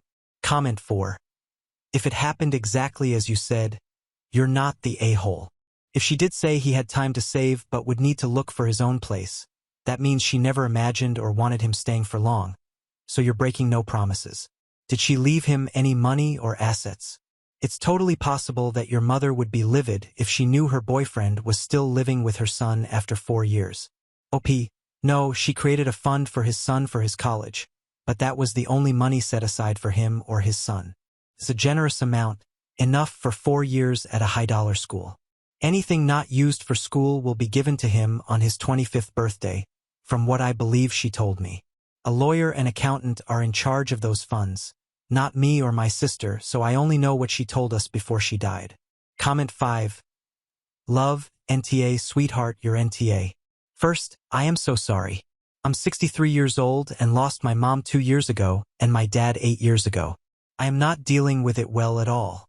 You are the only one who knows if you're telling the truth. It seems very plausible to me. But if he was already saving money for a house when he met your mom, then lived 4 years with her and another 4 years with you, that man is just a loser. Is there any way your dad could come stay with you the week he moves out? The first thing you need to do is change all of the locks and get yourself some sort of security system. Please don't feel bad for making him leave. It seems to me that your mom was really smart and planned things out very carefully. Being that he had already lived with her for 4 years, I agree with the commenters who said she was probably thinking a month or 2, not years. If your sister makes any more comments, then you can tell her she's welcome to let him live with her. Again, so sorry for your loss. Please make sure you're safe and take care of yourself. OP, thank you so much. My mom was the sweetest person, and when I was a teenager, I felt like I was a nightmare to her. I am thankful I was much better in my late teens and 20 to 21, so she got to see me mature a little before she passed. I wasn't always the best daughter, but she was always the best mom. Commenter. Love. Nana. If he has stayed gone, I'm really hoping that you have changed the locks and gotten a security system. The first time I read what you wrote, I was thinking he walked out that night because he was upset. When I reread it, I realized that you were saying he moved out. Apologies for misunderstanding. Commenter. I ditto this comment, however. I am 53 and my mom passed away last April. That leech has been taking advantage of your family long enough. You can either set the record straight with his ex and girlfriend or close the book on this chapter. But definitely know that you are NTA, and your mom's request has been honored. I know that she is proud of you for being as good as you have been to him and his son. Take care. Commenter. How did his girlfriend react when she realized he lied? I would have liked to be a fly on the wall in that conversation. OP, no clue. At my house, she just seemed smug, and I didn't ask C about her and honestly don't care. My house is nice, but it's not like it's multi-million dollars or anything. Commenter. Had you said all that stuff in the previous post to him away from his girlfriend? Were you not there when he grabbed her to leave? Just wondering because I assumed it was said in front of her and that's why she left so easily instead of trying to fight to make you leave. OP. All that got said in front of her was that I wasn't going to be disrespected in my house and he could have 30 days to find new housing and she was not welcome back. That was all I said in front of her. And she kept a pissy face on but didn't say anything to me and walked out with him. Update 1 day later. I know the other sub is very subjective on updates, so I figured I would post it here. I do want to take a moment to address some things I saw in the comments. 1. There are trusts set up and neither me nor my sister has full access to the money left us. This was done both because my sister and I were in our early 20s when my mom died, and she wanted to make sure we had some stability before we had access, and to protect us from people who may try to take advantage, especially while we were grieving. 2. I have a lawyer. He has already informed me legally in my area what eviction laws are, and my mom's former boyfriend will be served with formal eviction papers just to cover myself, even after today. So, to the update, my dad came over, decided not to have my boyfriend over since he doesn't know about the money side and I wasn't trying to have the boyfriend out of the situation this morning, and brought along my cousin for easier telling. I'm gonna call mom's former boyfriend C. C showed up about 10 a.m. my time and talked to my dad, then asked if he could have a couple of minutes alone with me. Dad nodded, so my cousin and him went into the kitchen and C and I sat in the living room. I'll be honest, I didn't expect it to go as it had, but I am glad it did. C started with an apology. I don't remember all of the words said, but the basics were, he missed my mom, he has been lonely but not alone thanks to me and his son, he was sorry for what had happened, that he got caught up in lust and let someone else fill his head with ideas, and that he owned up to his mistakes and should have never put up with someone who would disrespect me or my mom's memory. He tried to hand me a cashier's check for $15,000. He said it wasn't much, but he wanted me to know he appreciated me and living with me, and that he wanted to pay back some of what he owed. I refused the check, both in part because I never wanted his money, but I also don't want to give any possible legal leg for him to stand on if this is somehow him trying to stay. I told him the first part and told him to put it towards a house. He told me he is living with his sister but is going to look at houses with a realtor next week. He did say his son is asking about our next hangout date and said both me and my sister are welcome to arrange time with him. After all of that, my dad and cousin helped him get all the stuff out of the house that he owned. He had brought a U-Haul and he gave me back my house keys. He apologized again and left. Not what I expected, but it went really well and I feel a lot less like I let my mom down. Now for some comments. Commenter. I'm just being nosy. Sure. But how did the woman who thought she's getting you kicked out of your house respond to it all? OP, no clue. At my house, she just seemed smug, and I didn't ask C about her and honestly don't care. My house is nice, but it's not like it's multi-million dollars or anything. Commenter. Had you said all that stuff in the previous post to him away from his girlfriend? Were you not there when he grabbed her to leave? Just wondering because I assumed it was said in front of her and that's why she left so easily instead of trying to fight to make you leave. OP. All that got said in front of her was that I wasn't going to be disrespected in my house and he could have 30 days to find new housing and she was not welcome back. That was all I said in front of her.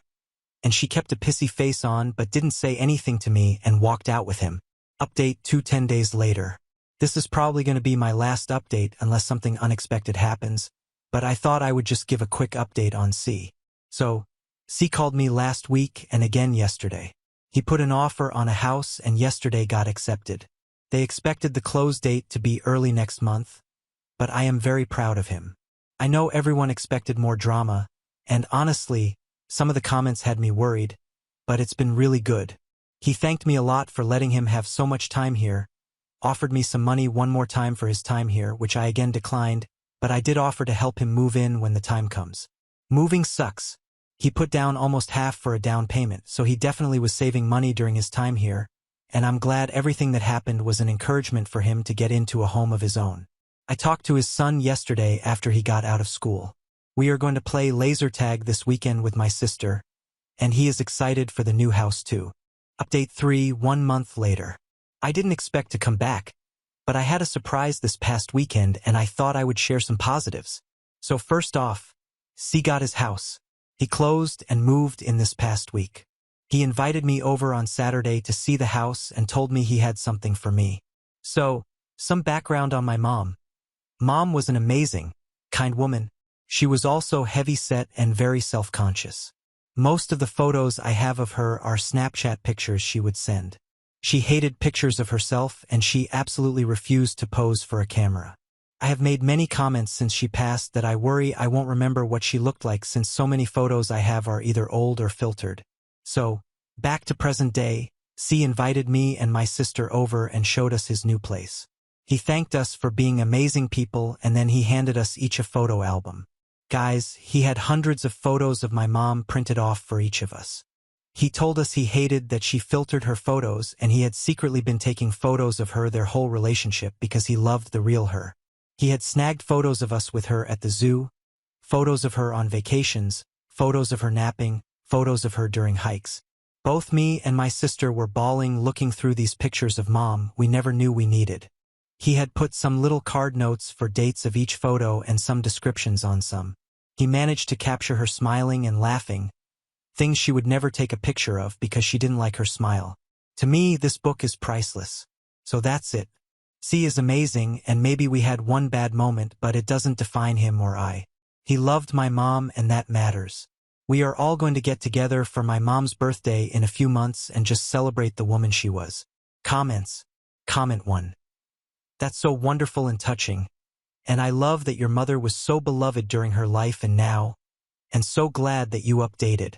A great resolution to a moment of poor judgment. Comment 2. These photos are a real treasure. It's amazing how much joy can shine through in candid shots like these. I bet they bring back so many fond memories for you and your sister.